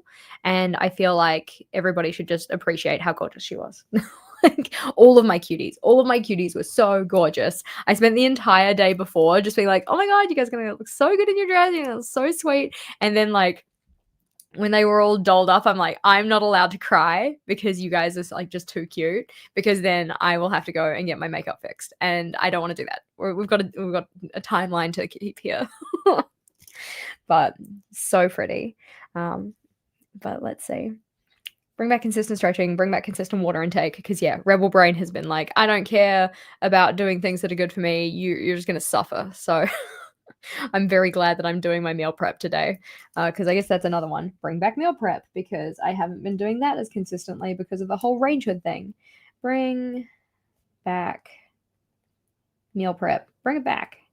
And I think that to make it easier for myself, what I've essentially decided is that I am going to be doing my meal prep in such a way that is like just default easy, not like Not trying anything new, essentially, like, stuff that I know I enjoy eating, stuff that I know that I can make easily, and just eat that, because I have definitely slipped on a couple of my healthier habits. We were all cutie patooties, I agree. All your bridesmaids look fabulous. They did. Did you have a good time at Jess's wedding? She bloody well wanna. I hope so. I think that my favorite thing was her husband and him dancing along with, like, all of our awesome playlist. Not biased, even though I made it, but still. Um, but because it was so hot, we had to open up a door to the dance area, much to the dismay of anybody who is not dancing. But I'm like, no, we're dying here. We need some more airflow. But so he was just outside the barn, because it was like a barn area, just dancing to the music, because you could still hear it out there. I'm like, this energy is everything I wanted. It was excellent. But yeah, I have to return to tracking my meals. It has slipped lately. Yeah, I haven't been actively tracking my meals for the entire of this cycle. Which is not great for me. Personally, don't love it.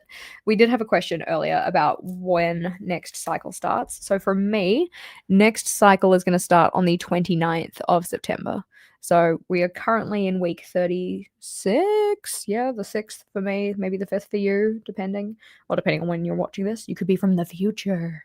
But around here, we've got 2 more weeks of this cycle, thus the bed cycle check-in. We have reset week, which I'm very much looking forward to, and I do genuinely think that a focus of reset week is going to be just energy recuperation more than anything else. Because oftentimes I do try and do quite a lot of tasks during reset week, like, get my finances in order, get my work schedule in order, yada yada type thing. I almost wanted pre-work before reset week so that reset week can be like a mini holiday almost. Yeah.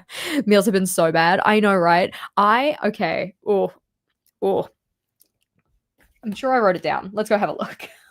Let's go have a look. Just out myself. So I had planned to have overnight oats this week because I was like, yes, we should eat those. But no, that didn't happen. We had leftover pastries, and I did at least have leftover pastry for one of those meals. I'm pretty sure I got DoorDash for another one. The next day, I did not have my overnight oats. I'm pretty sure I had McDonald's breakfast, and then I had KFC, and then I had Indian curry from the Indian curry shop. I think it's literally called Curry Village. Then the next day, I was again supposed to have overnight oats, but by that point, I was still just eating like trash. I can't remember exactly what I had, but I ended up going Subway for lunch and then had leftover chicken korma for dinner. And then the next day, Thursday, I actually had my overnight oats. Tiny round of applause for me. Yay. But for lunch, I had another Subway, and then we went out for date night. So I had Dragons, and it was really good. They're like a Chinese restaurant. And then Friday, I still had overnight oats, yay, but then for lunch I had KFC, and then for dinner we were supposed to have homemade nachos, but instead we went and got Burger Fuel. So yeah, Jess has eaten like low-key trash this week. The body is like, wherefore art thou vegetable? Where is she? Who is she? Kind of a thing. So yeah, the body is definitely doing a little bit of a struggle bus right now, but that's okay, because today we're doing meal prep, which means we're gonna eat better. Oh yes, I'm feeling very much like positive about this idea of getting more veggies in us. More vegetables. But yeah. So I'm giving myself a pass because I know that Jess just did not have the capacity. She did not have the capacity to do any meal prep earlier in the week and prepare her own meals and such. And like, as soon as I get stressed, when I become a stress mess, Jess, regardless of the stressor, like whatever is causing me stress, my default response is takeout. So I have given myself a pass on this week a little bit, but it's okay. It's okay because we have the technology. We can rebuild. But bringing back meal prep, great idea. Love that for us. Next week, both Jess's meal prep and eat a vegetable. Yeah, I do need to both myself, physical Jess, and inner Jess, and rebel brain Jess. All of us, we need to eat a vegetable so that we can all be happy together. We can get back on the same train, because right now it's like, getting your ducks in order. My ducks are like lost in a field somewhere, flown the coop, gone somewhere else. I'm like, please come back. Where are you? So getting back to this though, in terms of sleep, I have been doing pretty good with my wake up times. Yay. I haven't been doing great with my bed times, but I'm going to say, yeah, challenge is rebel brain.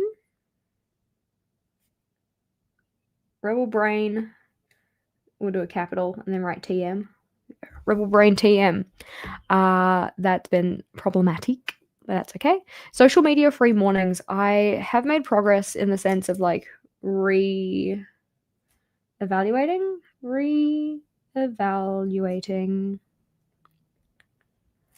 my social media free mornings, because when I first set those up, it was mainly about setting my own priorities for each day. So being the person, you know, in charge of your own destiny type thing, being able to say like, this is what I want to do with the day. This is the most important task, yada, yada, before I went on social media, because I didn't want anything I saw online or any emails I got or any requests I got to kind of like set my focus for the day. So in a sense, I've been doing okay with that. But now what I've actually realized is there is a secondary issue, which is lagging transitions. So by this, I mean, anytime I need to change focus or change like physical space, oftentimes social media will be something that I go to put a pause on making that transition or lag in that transition. So for instance, if the transition is get out of bed, go downstairs, rather than just getting out of bed and going downstairs, I will whip out my phone, go on Instagram, fall down a Reels hole, and then it'll take me 15 minutes to get out of bed and go downstairs, which adds a lot of padding in terms of time to tasks that otherwise could be done quite quickly. So in reevaluating my social media free morning goal, I have noted that while I have decently gotten better at not letting external forces set my priorities, I have not been great at making sure that I'm not using social media in such a way, especially Instagram, especially Reels, in such a way that makes it so that everything I want to do just takes a lot longer. Boo hiss. Yeah. Yeah. Team Tiny wins. You finally cleaned your coffee machine. Yay! Yay, your coffee machine probably loves that. Ducks? What ducks? Squirrels at a rave. It's a bit like that, isn't it? So, social media free mornings, all goods. The meditation goal, because, okay, my thing was to actively trial a meditation practice. Technically speaking, I did trial a meditation practice. I think I could have done a better job of trialing it, but I've kind of let myself go on that. I need to, this cycle, start next self-help book, because I wanted to read 3 for the challenge. I have read 1, and it was not the book I started, and it was quite a small book, so maybe I could, you know, cop out a little bit and pick another one that's actually quite small. Make my life a little bit easier. But you've been noticing how full your head feels because I'm spending so many moments in the day watching YouTube or scrolling Instagram. Yeah, I think that doing more thorough mind unwinds would be of service to me, like mentally. I think it would be a good thing. One of the problems I have, and this is a very much self-inflicted problem, is that I set up what we call a trigger list. This isn't trigger in terms of like, you know, PTSD trigger. This is trigger in terms of like jogging a thought, right? So when you're going to do a mind unwind or a brain dump or just get things out of your head, sometimes having this list of prompts to kind of trigger or prompt your thoughts and thinking can be very useful for making sure you get everything out of your head. That's the general idea. So I had one of these lists, this trigger list or spark list or whatever, in my long-term collections journal. And then I cut all the pages out of my long-term collections journal and chucked all those pages in the recycling bin, which was fine because I then went back into the recycling bin and got them out because I was like, oh no, I want these for XYZ of a reason. Totally forgetting that I had let people who were in my house, my gorgeous friends, they needed some scrap paper. I'm like, oh yeah, just go grab it out of the recycling bin. And one of them grabbed 1/2 of my trigger list. So out there somewhere, my trigger list is being used as a piece of paper to apply glue to the back of stickinables for your journal or something like that, or as a scrap piece of paper. And I'm like, I needed that. And again, it's a me problem. I did this to myself, but I'm like, no. Now I have to start again. I'll probably just go back to whichever video it was that we used to set it up, but I'm a little frustrated, personally frustrated. But anyway, so you got a 61 kilogram Alaskan Malamute, the bosses for his brekkie at 8 a.m. Is that doggo? I'm not down with the doggo breeds, so I think it's a doggo. Hi, Janice. Glad that you could join us today. I hope the bed is cozy. So, other things. A win. Okay, so one of the goals that I had and this is a finance goal, was to pay for our wedding without dipping into my savings. And I can confirm that that is what happened with the kind of like combination of the savings we already had for it and my tax return and familial contributions and such. We managed to pay for everything that was left to pay without having to dip into my savings. So, tiny round of applause. Yay. So, paid for wedding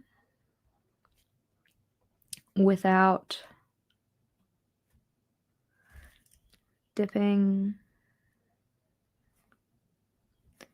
into savings. Yay! And because I've been adding my savings to my savings account at the start of every like calendar month, that means that, got to the 2nd of what month is this? September. It's like it's not August anymore. Got to the 2nd of September and got to add my last little payment into my savings account. So I did end up reaching my savings goal for this 3 months. Reached my CYL saving goal. Yay! Tiny round of applause. So that's exciting too. So technically speaking, my finance goals for this challenge are done. So that's kind of nice. Provided, nothing I don't know how you would say that. Provided no catastrophes happen, knock on wood, which I think will be fine. But just in case, let's not put that bad juju out into the world. I think we'll be okay. Let's see. Yeah. Husk a Mutt is currently whining. Aww. He didn't share pizza. Well, that was just rude. No, if that's fair. I probably also wouldn't share pizza. But then again, I'm me, so add money to savings. Donezo. We have finitoed it. Feeling good. Catastrophic. Thank you. I knew there was a word for it. I'm like, come on. Tink. Provided nothing catastrophic happens, we should be fine. I'm not actually going to check it off on my list in my goals journal just yet. I don't mind checking off actions, which is what I've kind of been doing as we go through, but So, flipping on over. Next thing for progress. So we have the work schedule goal, which was the idea of like building work routines and schedule to have a little bit more balance and such.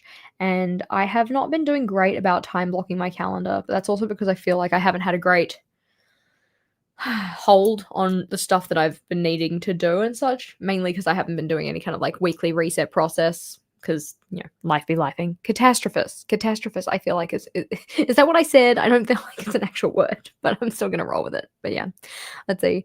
Hi, Jess. I'm so impressed by what you do and truly inspired. Oh, I'm glad you're inspired by it. So overwhelmed with where to start. I have a desire to start. And I think that having the desire to start is one of the most important things, because if you don't even want to start, then you're not going to get anywhere, type of a thing. I guess it very much depends on what it is you think you want to do. My favorite place to start is just like with a mind unwind. Get it all out of your head so that you can make sense of it. Whether that be like a general task list or just like, brainstorming your goals. That's typically where I start. If you're thinking about brainstorming for goals in particular, greatest places to look are things that spark joy. You want to bring more of that into your life, or genuine pain points and how to get rid of those, mitigate them, move forward in a direction that takes you away from those pain points. That's my personal recommendation as a starting point. But so let's see. We have the work schedule goal, scheduling my days off, having days off, and all of that kind of thing. I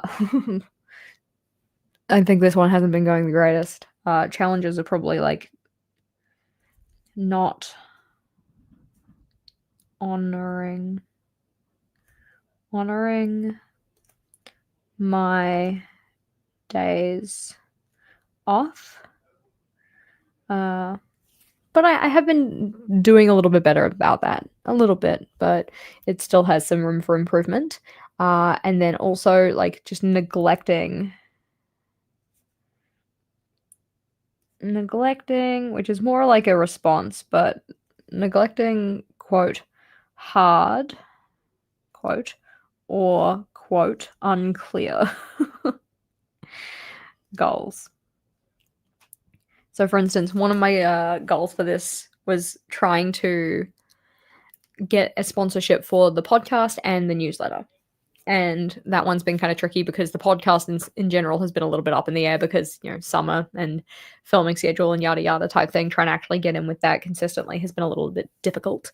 But we're back. We're doing good. We love it. Planner Pals podcast for anybody who's like, wait, what? But I think that one might be something that we focus on more in quarter 4 because right now I just feel like I don't have the capacity for it, but that's okay. Similar idea with the newsletter is just to kind of give me more of a like financial incentive to do that work because while I enjoy it, it does take a decent amount of time, and then that's time that I'm essentially not getting paid for, if that kind of makes sense. Not saying that everything that you have to do has to be something you get paid for, but when it is a work task, it is kind of nice to get paid for it, Anywho, so in terms of the digital product and such, digital product releases, those ones are ones I'm mainly going to be focusing on next week. So digital product focus. So week 11, digital product, week 12, future me problems, because those are the ones that I think would have the most positive impact in terms of getting worked on. Whereas something like the sponsorships for the newsletter and podcast, like sure, I could make that the focus, but I feel like that one won't have the biggest payoff in the kind of amount of time I have left. So working on future me problems is what I consider to be a mental health project because it is just stuff that is kind of kicking around in the back of my head. Like I know I've written it down in my journal so it doesn't end up being something I have to ruminate on, but I would like to have those taken off my list of things to do at some point so I don't even have to worry about them anymore. Either do them or scrap them. That's the idea. Do I expect I will get through all of them before the end of the 3 months? Probably not. We only have 3 weeks left to go and there's still a sizable number of tasks on there. But making a very decent dent in them, I feel like would be very good for my mental health. In terms of the digital products, this is something that I've been wanting to do for a while, so it would be nice to have those done as well. Even if it's just to prove to myself that I can actually do things. So other stuff that we have in here is mainly related to the wedding, and given that the wedding's over, there's not as much to write down about that, but we can at least write that progress has been made and that wins have been accomplished as well. So thank yous for wedding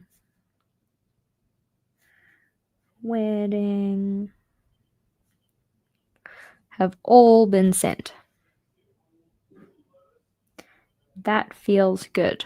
Progress, which technically speaking is like it's like a final thing. It is a done thing, so it is in wins as opposed to it's like I have done some of it and thus it would be in progress. So other progress we could say is getting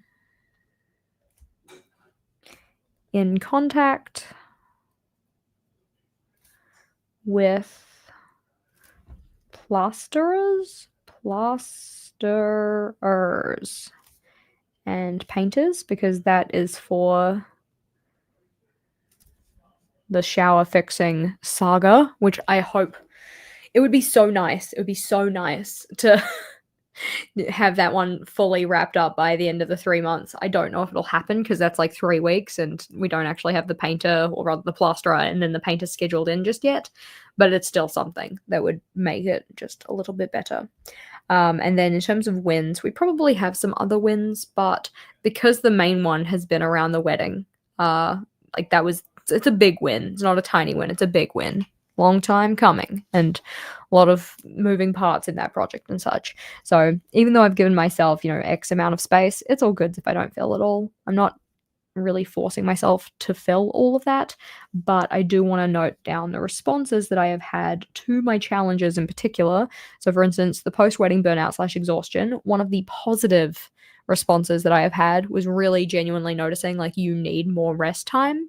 Kind of I guess acknowledging the fact that when I finish these big projects or big goals or things that are not necessarily physically draining, but mentally draining, I do need to do something or have some kind of like recuperation time baked into my plan, because oftentimes I don't do that, especially with travel. I'm like, oh yeah, you'll get back and then the next day you'll be fine. You won't have any jet lag. You won't get sick. You'll be okay. You can just get straight back into the swing of things. Very rarely is that the case. So I've kind of reiterated to myself yet again that you do need to bake in more buffer time for these things. And it's one of these things that I feel like, oh god, she's like, she's saying the same thing over and over again. She's, coming to the same realization. It's not really realization if you've already realized it before. Sometimes we have to learn things multiple times. You didn't get the alphabet right the first time you practiced it, or at least I probably didn't. Sometimes we need to learn the same lessons over and over. And sure, it would be nicer if we only had to learn things once, but that's oftentimes not the actualities of life. And it's all good. You're allowed to be a learner. It's okay. So, what I have learned, again, and am slowly getting better at actually building into my plans and such, is that I do need to plan for more rest time when I have these kind of big projects. So, my response was actually giving myself a little break. Giving myself some grace. Yay me. With my productivity.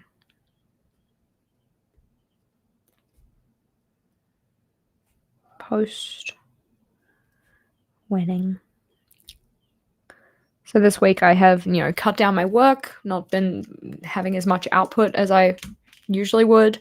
I have also been kind of like taking the easy mode with things. So for instance, putting my laundry away or whatever. Sure, I hung up the stuff that needed to be hung up, but in terms of putting my socks into pairs, I was like, nah, stuff it.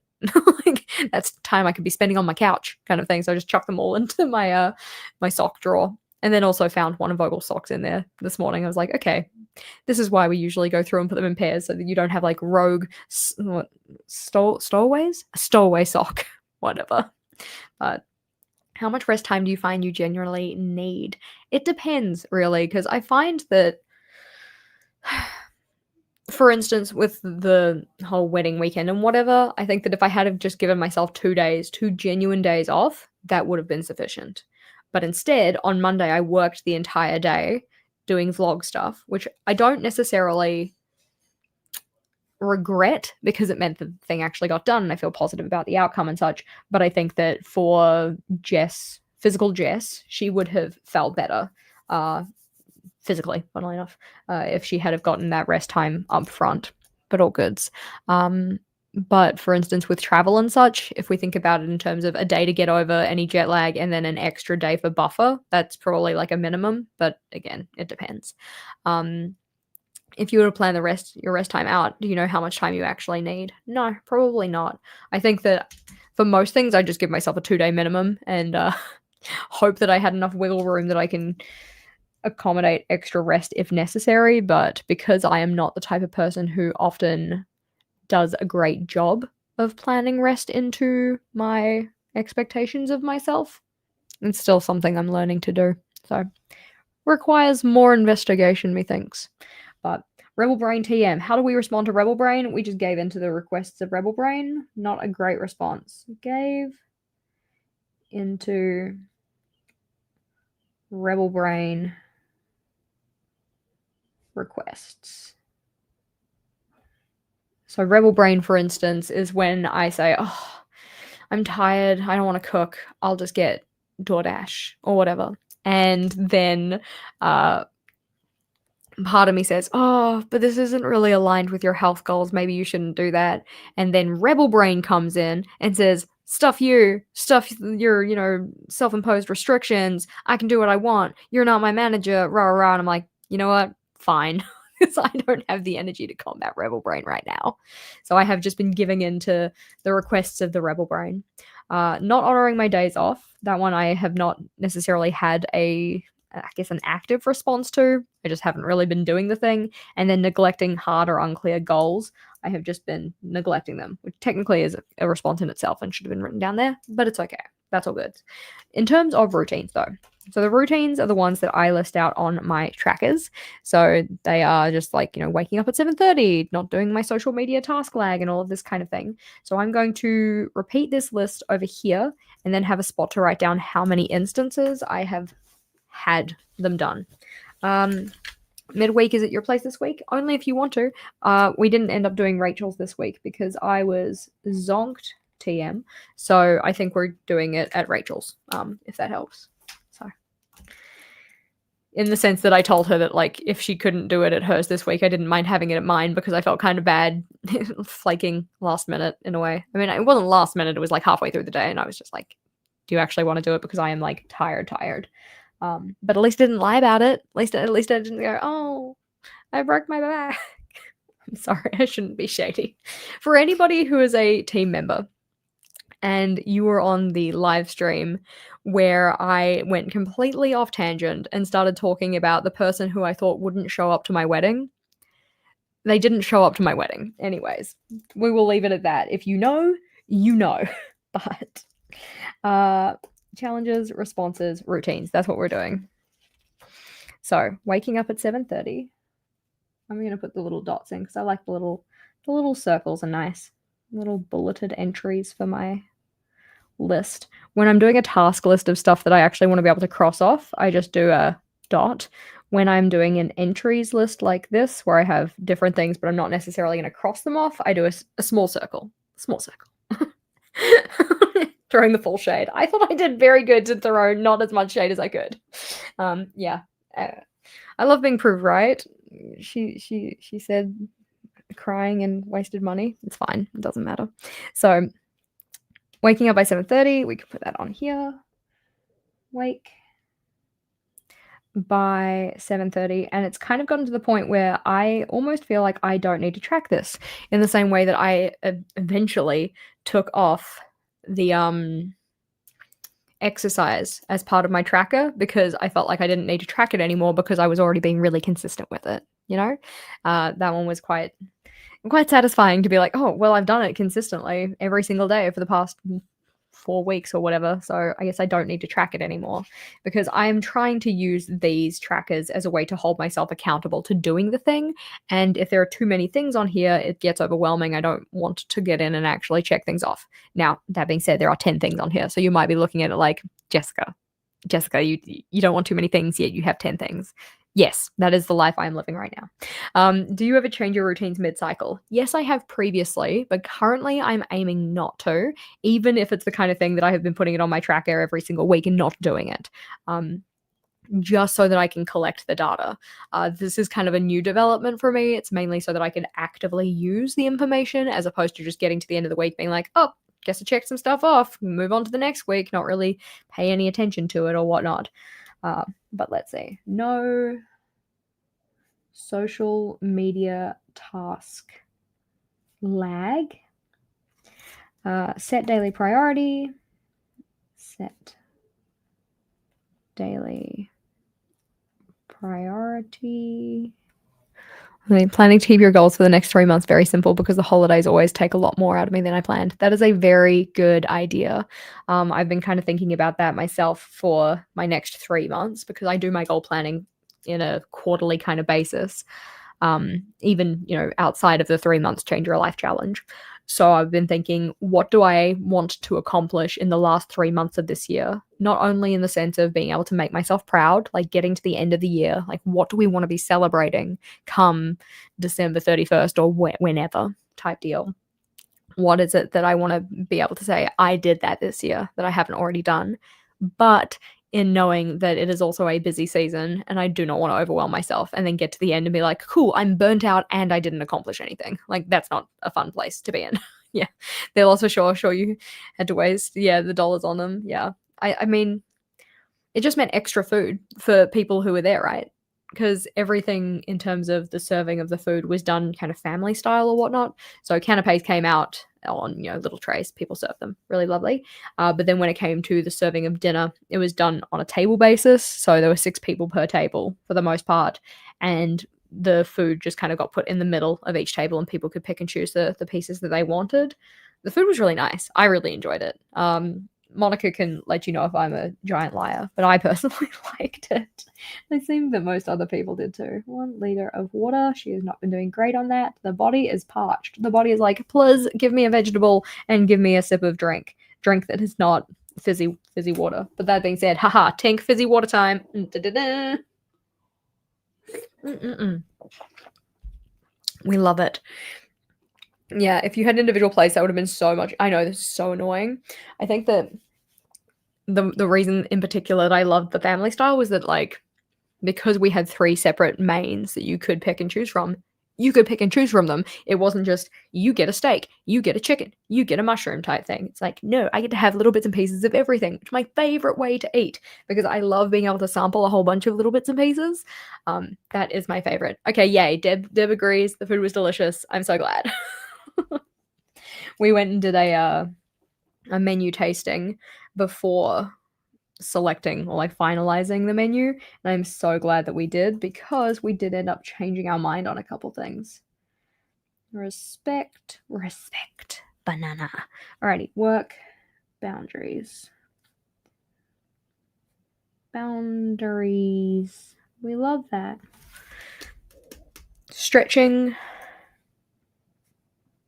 Stretch. Meditation. No.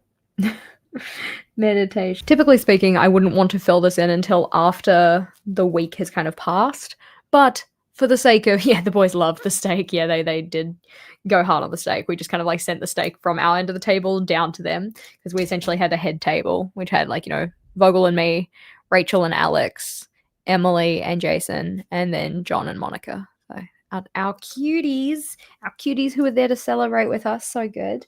And we were just passing things back and forth so that then everybody got their fill of whatever because it was technically 2 tables stuck together. So like boys, girls.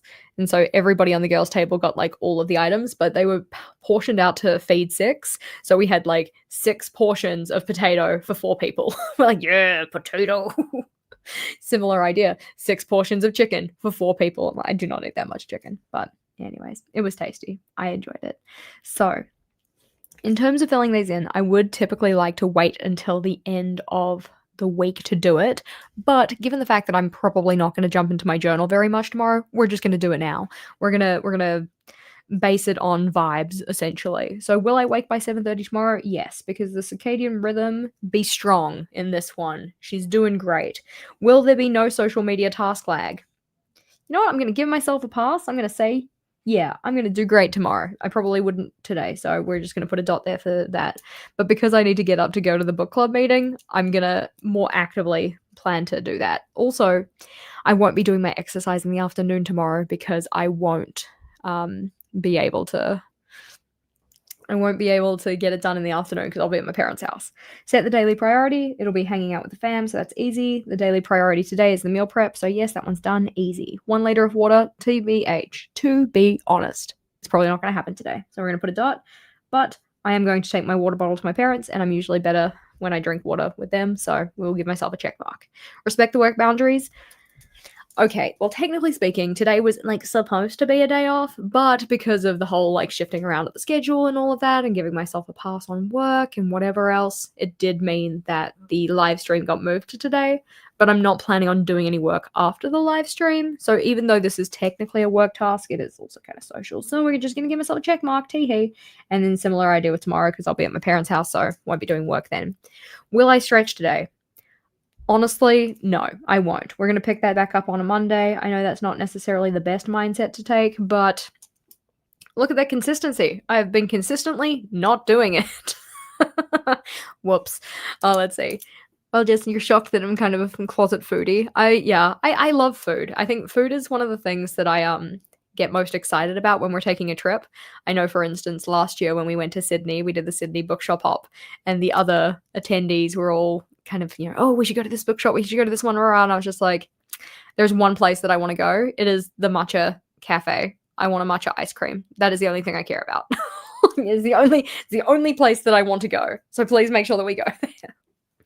Thankfully, Dr. Geography, aka Rachel, who is the official organizer of general itineraries and plans, made sure that it happened, which I appreciate. Reading retreat is next weekend. Yay! How exciting! I'm looking forward to it. I haven't done anything to prepare in the sense that I don't even know what I'm reading. So 8,000 steps. Did it happen yesterday? No. And TBH, I'm giving myself a pass for this week as well, so we're just going to put a little dot on both of those because tomorrow is board games day at parents' house, so there won't be a lot of stuff doing that.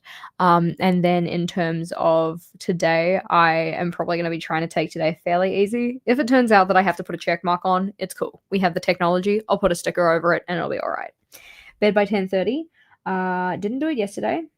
I would like to do it today, though, so I'm going to give myself a check mark, and I'm going to give myself a check mark tomorrow as well. We're just going to put the good vibes out into the universe. All right, good vibes. Make sure it happens. Tracking my food, I'm not going to do it today or tomorrow, let's be honest. Especially given the fact that I'm going to my parents' house for dinner tomorrow, or like lunch dinner. And I always find it difficult to track food when other people make it for me, unless, very specifically they kind of tell me what it is they put in and stuff, and if I could actually be bothered going and logging it properly. Yeah. Yes, I found better matcha ice cream down the road. Yes, I found lots of good matcha ice cream, and I had a matcha ice cream every single day on our little trip. Okay, here's a question. I want to know, for the next reading retreat, and by that I mean the bookshop hop, because reading retreats are a little different. So for the next bookshop hop, where should we go? Where should it be that I aim to convince my friends to come with me to go bookshop hopping?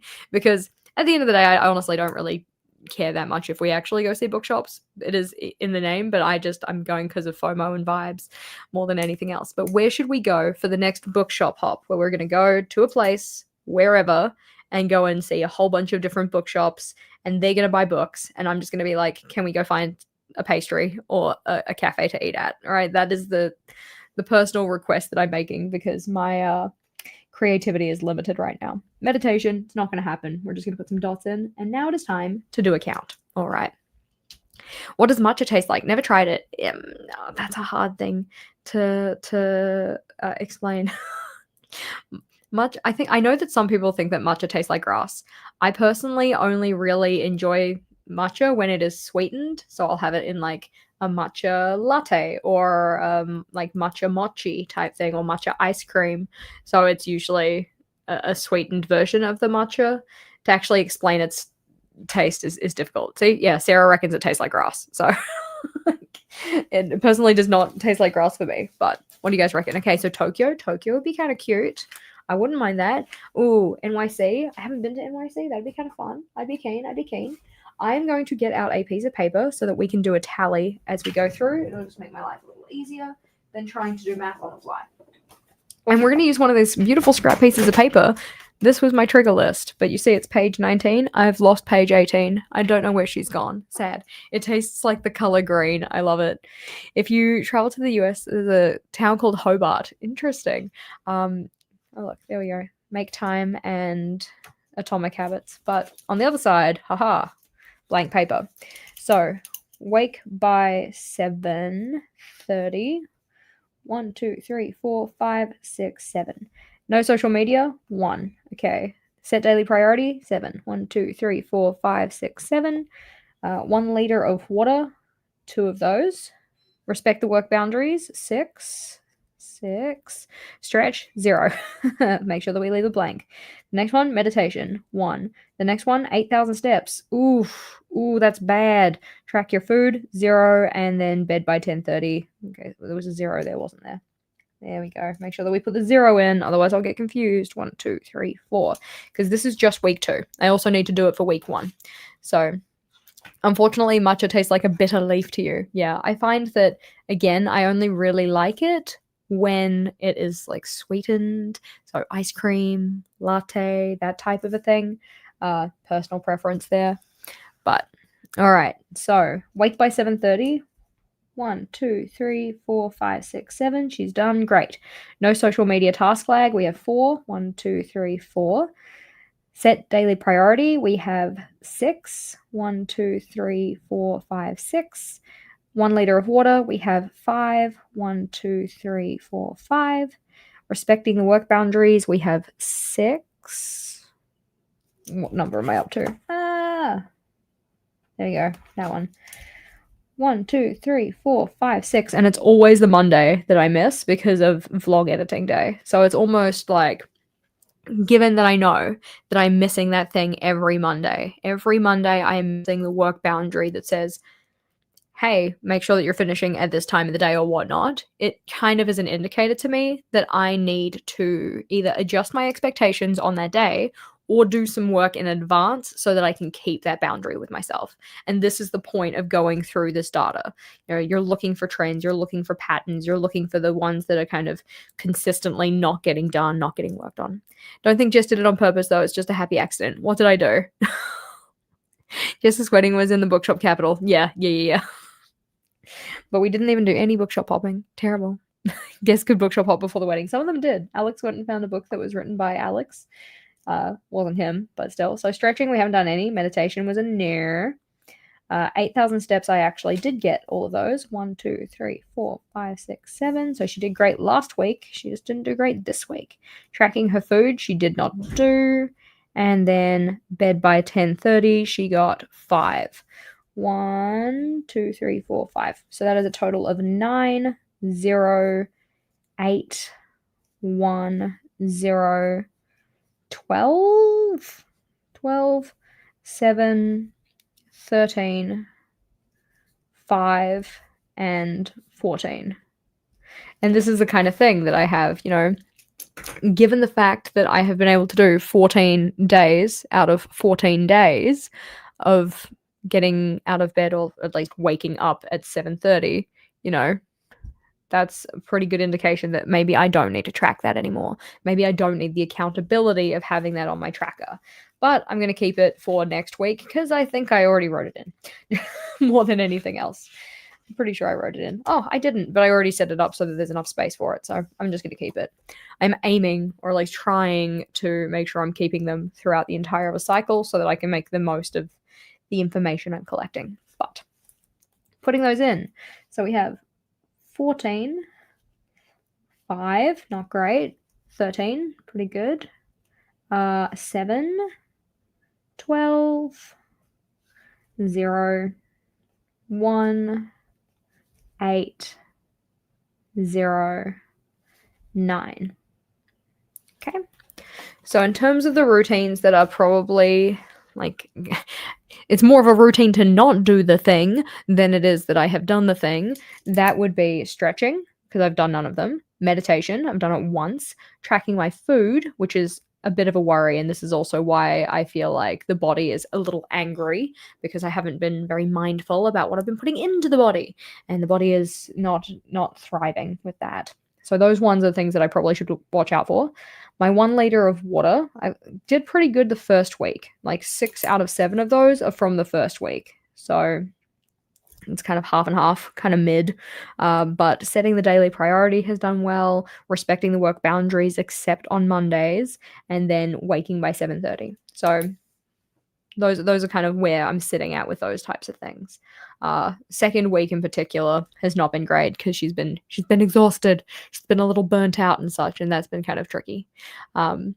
Variations of how things taste to people is wild. Yeah, it's quite interesting. It's like, people who have is it a gene question mark that makes coriander taste like soap? Like, I can understand it being an acquired taste, but the idea of it actually tasting completely like something else is quite interesting. But yeah. Yes, that's right, I am right. She did look gorgeous all dressed up for the wedding. Tink. So, I guess the thing here, given that we're getting towards the end of a quarter, given the fact that the next 2 weeks are effectively going to close out my quarter before reset week, because I can still do work in reset week, but I would like to try and make it as restful as possible or whatnot. The list that I'm building here is really to think about, like, what are those things that at the end of this challenge, at the end of the next 2 to 3 weeks, I want to be able to say, heck to the yeah, I did it. I got that done. I got that off of my list. So having a look at my goals list. We just scoot back into this journal, get out. So, maintaining daily exercise, that's a maintenance goal. Averaging 8,000 daily steps. I do want to go and maybe do a little calculation to see where I'm sitting with that. Because if I'm currently, based on the last week where I haven't been getting my 8,000 steps or whatnot, if I'm underneath that kind of baseline goal for myself, I would like to try and boost my numbers a little bit so that I could finish on a higher number. So then I guess that would be this cycle. Calculate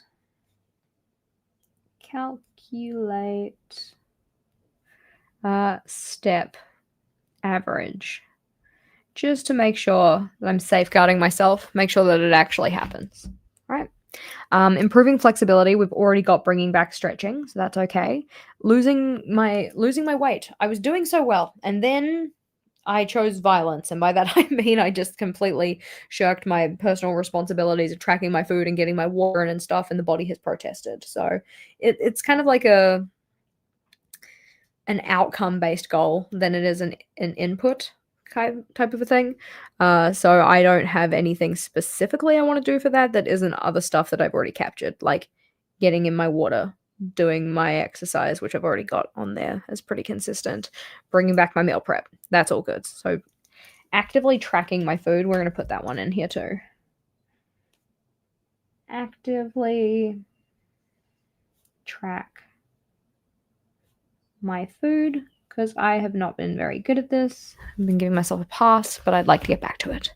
Have a goal to have a weekly adventure, and tonight you're going to a yarn store meetup. Oh, that's so cool. Have a great time. That sounds like a lot of fun. So, getting the shower fixed. That one is this cycle task. We would like to at least get the plastering done. So, that in here. Plastering done. Probably could have worded that better, but it's all good. Finishing or scrapping all my future me problems. That is a big one. So we're going to do FMPs, future me problems, and I'm going to put in brackets week 12 because that's kind of when I want to be focusing on those. So this one was stop using social media first thing in the morning. I'm kind of giving myself a little bit of a pass. It's more so just trying to be a bit more intentional about not letting it be a lagging on my stuff. Keep in mind the goals like that plus wedding usually fall to the wayside, so post-wedding rebound is normal. Yeah, exactly. I'm feeling okay-ish about it, like a little frustrated, sure, but I understand the reasoning behind it, so I'm not letting myself beat myself up too much about it. Maybe a little bit of beating, just a little bit of self-beating. Not really. I think I've actually done a lot better this time about not beating myself up about it compared to previous iterations. We're going to just highlight that one too. That feels right. Okay. So, other stuff that I would like to get done. Starting meditation practice. I think that based on my track record with having actually gone and done this, probably not. We're probably okay. We'll just kind of let that one sit off to the wayside. Improving my sleep routines. I think that would actually be beneficial, especially the evening more than anything. So, evening. Can she spell? Yes. Sleep time. The task list I'm writing here is wildly not a task list. It doesn't have a lot of action words, but I know what I mean, and that's kind of what is important here, so it's all good. Meditation, 1 day off, finish 3 self-help books. I've already written down that I would actually like to start the second of those, so that's okay. Starting an offline hobby. I did kind of have the intention of this being something different to what I was already doing, but I think that just scheduling my hobby time would be good. Schedule hobby time. And I also think that it would be beneficial to have plan reset week on here. It was going to happen anyways, but I like to have it written down. Plan reset week. We love reset week. My digital declutter. I completely forgot that this was actually something I was planning on doing, and I was going to plan to do it in the last couple weeks of this challenge, but I think I might end up putting that one off because that is going to be a project, and I don't think I have the bandwidth for that and the other stuff that I've said I want to focus on. Weekly date nights, all good. Memorable social events, all good. We've done the finance ones. The work stuff, it's mainly those digital products, and I've already kind of put something on there about that, so that's all good. So really, I guess it's just doing another proper inbox zero, which we will put here.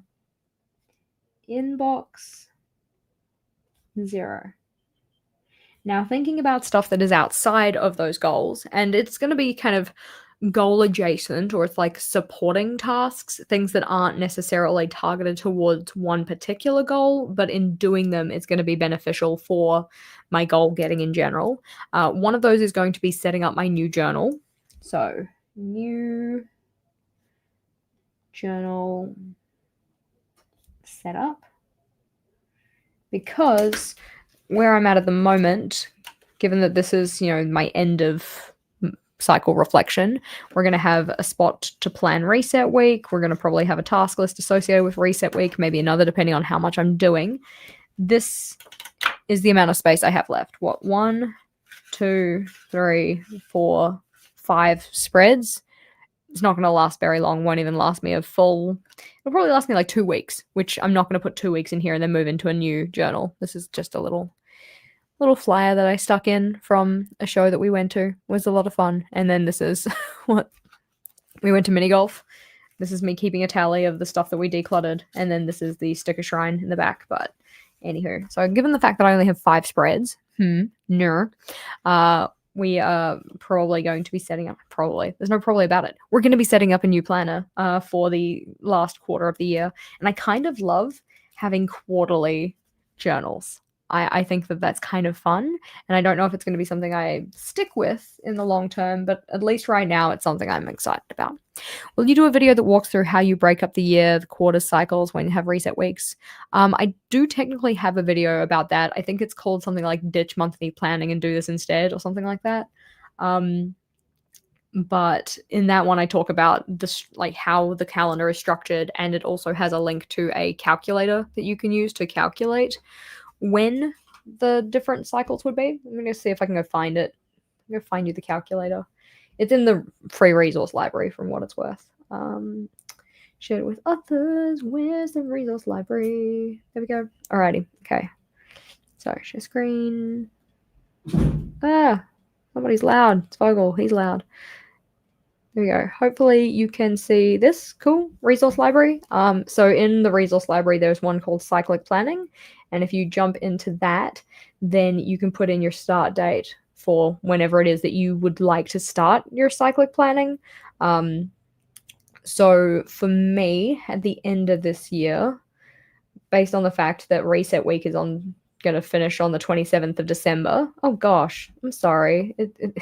I forgot that it opens it in a new tab. There we go. We'll go and find you the tab because I was like, you can't see what we're looking at. That's just rude. There we go. Better? Better. Okay. Cyclic planning calculator. Thank you so much. So if you go into this one, you can see that it tells me that this year, my cyclic calendar, where I like it to be, is going to finish on the 27th of December. Like 27th of December is going to be when it wraps up. So for the, wait a second, who did this? That's 2025. 29th of 12th, 24. That's better. Thank you. Ridiculous. Like, that doesn't make any sense. So yeah, based on that, you can just take the next date and then put that in. Yeah, hi Vogel. He's just like stomping around from downstairs. So just to check, just to make sure. So my new cycle should start my new year, I guess, should start on the 28th of the 12th, 25. There we go. So that means that from the 28th through to the 24th, that'll be my first cycle. Then the 25th through to the 21st of Feb, that should be my second, so on and so forth, yada yada. Which means that my end of year, my reset week next year should be from the 20th to the 26th of December, which, just like a traditional calendar, there's a little bit of kind of like fudging that happens every so often. So like we have with the traditional calendar, you know, every 4 years we get a leap day or whatever. There's going to be a similar type thing with cyclic planning because it's not perfectly aligned. I think personally it's better aligned, but you know, whatever. So come the end of next year, when we finish it on the 21st to 27th or whatever I said, 20th. I think I've put my dates in wrong. This shouldn't be the 28th. It should be the 29th. If she can do math in her head. 29th of the 12th. 25. Thank you. Monday start. That's what we like. Yeah, time math sucks. So my reset week at the end of next year, which I know is just ridiculous to think about because we're not even in December of this year, but the end of next year, my reset week is going to finish on the 27th of December, which means that then the first week of the next one is going to have 4 days of the previous year, which I don't love. So I'm probably going to go and maybe have like a bonus reset week, the reset. But that's a future me problem, like well a future me problem. Long story short, if you want to calculate your cyclic planning calendar or whatnot, we do have this in the free resource library. I don't believe it's linked in the description box below at the moment, but I can send you a link. It's not too hard to remember from memory. Mail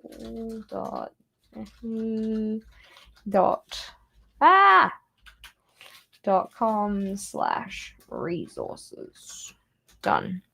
That is, I believe, the link to the resource library. So you can grab this calculator for yourself. You just need to make sure that you copy it into your own space so that you can actually use it, type of a deal. But that's how I calculate mine, nice and easy. And then I go and map that out on my actual calendar, you know,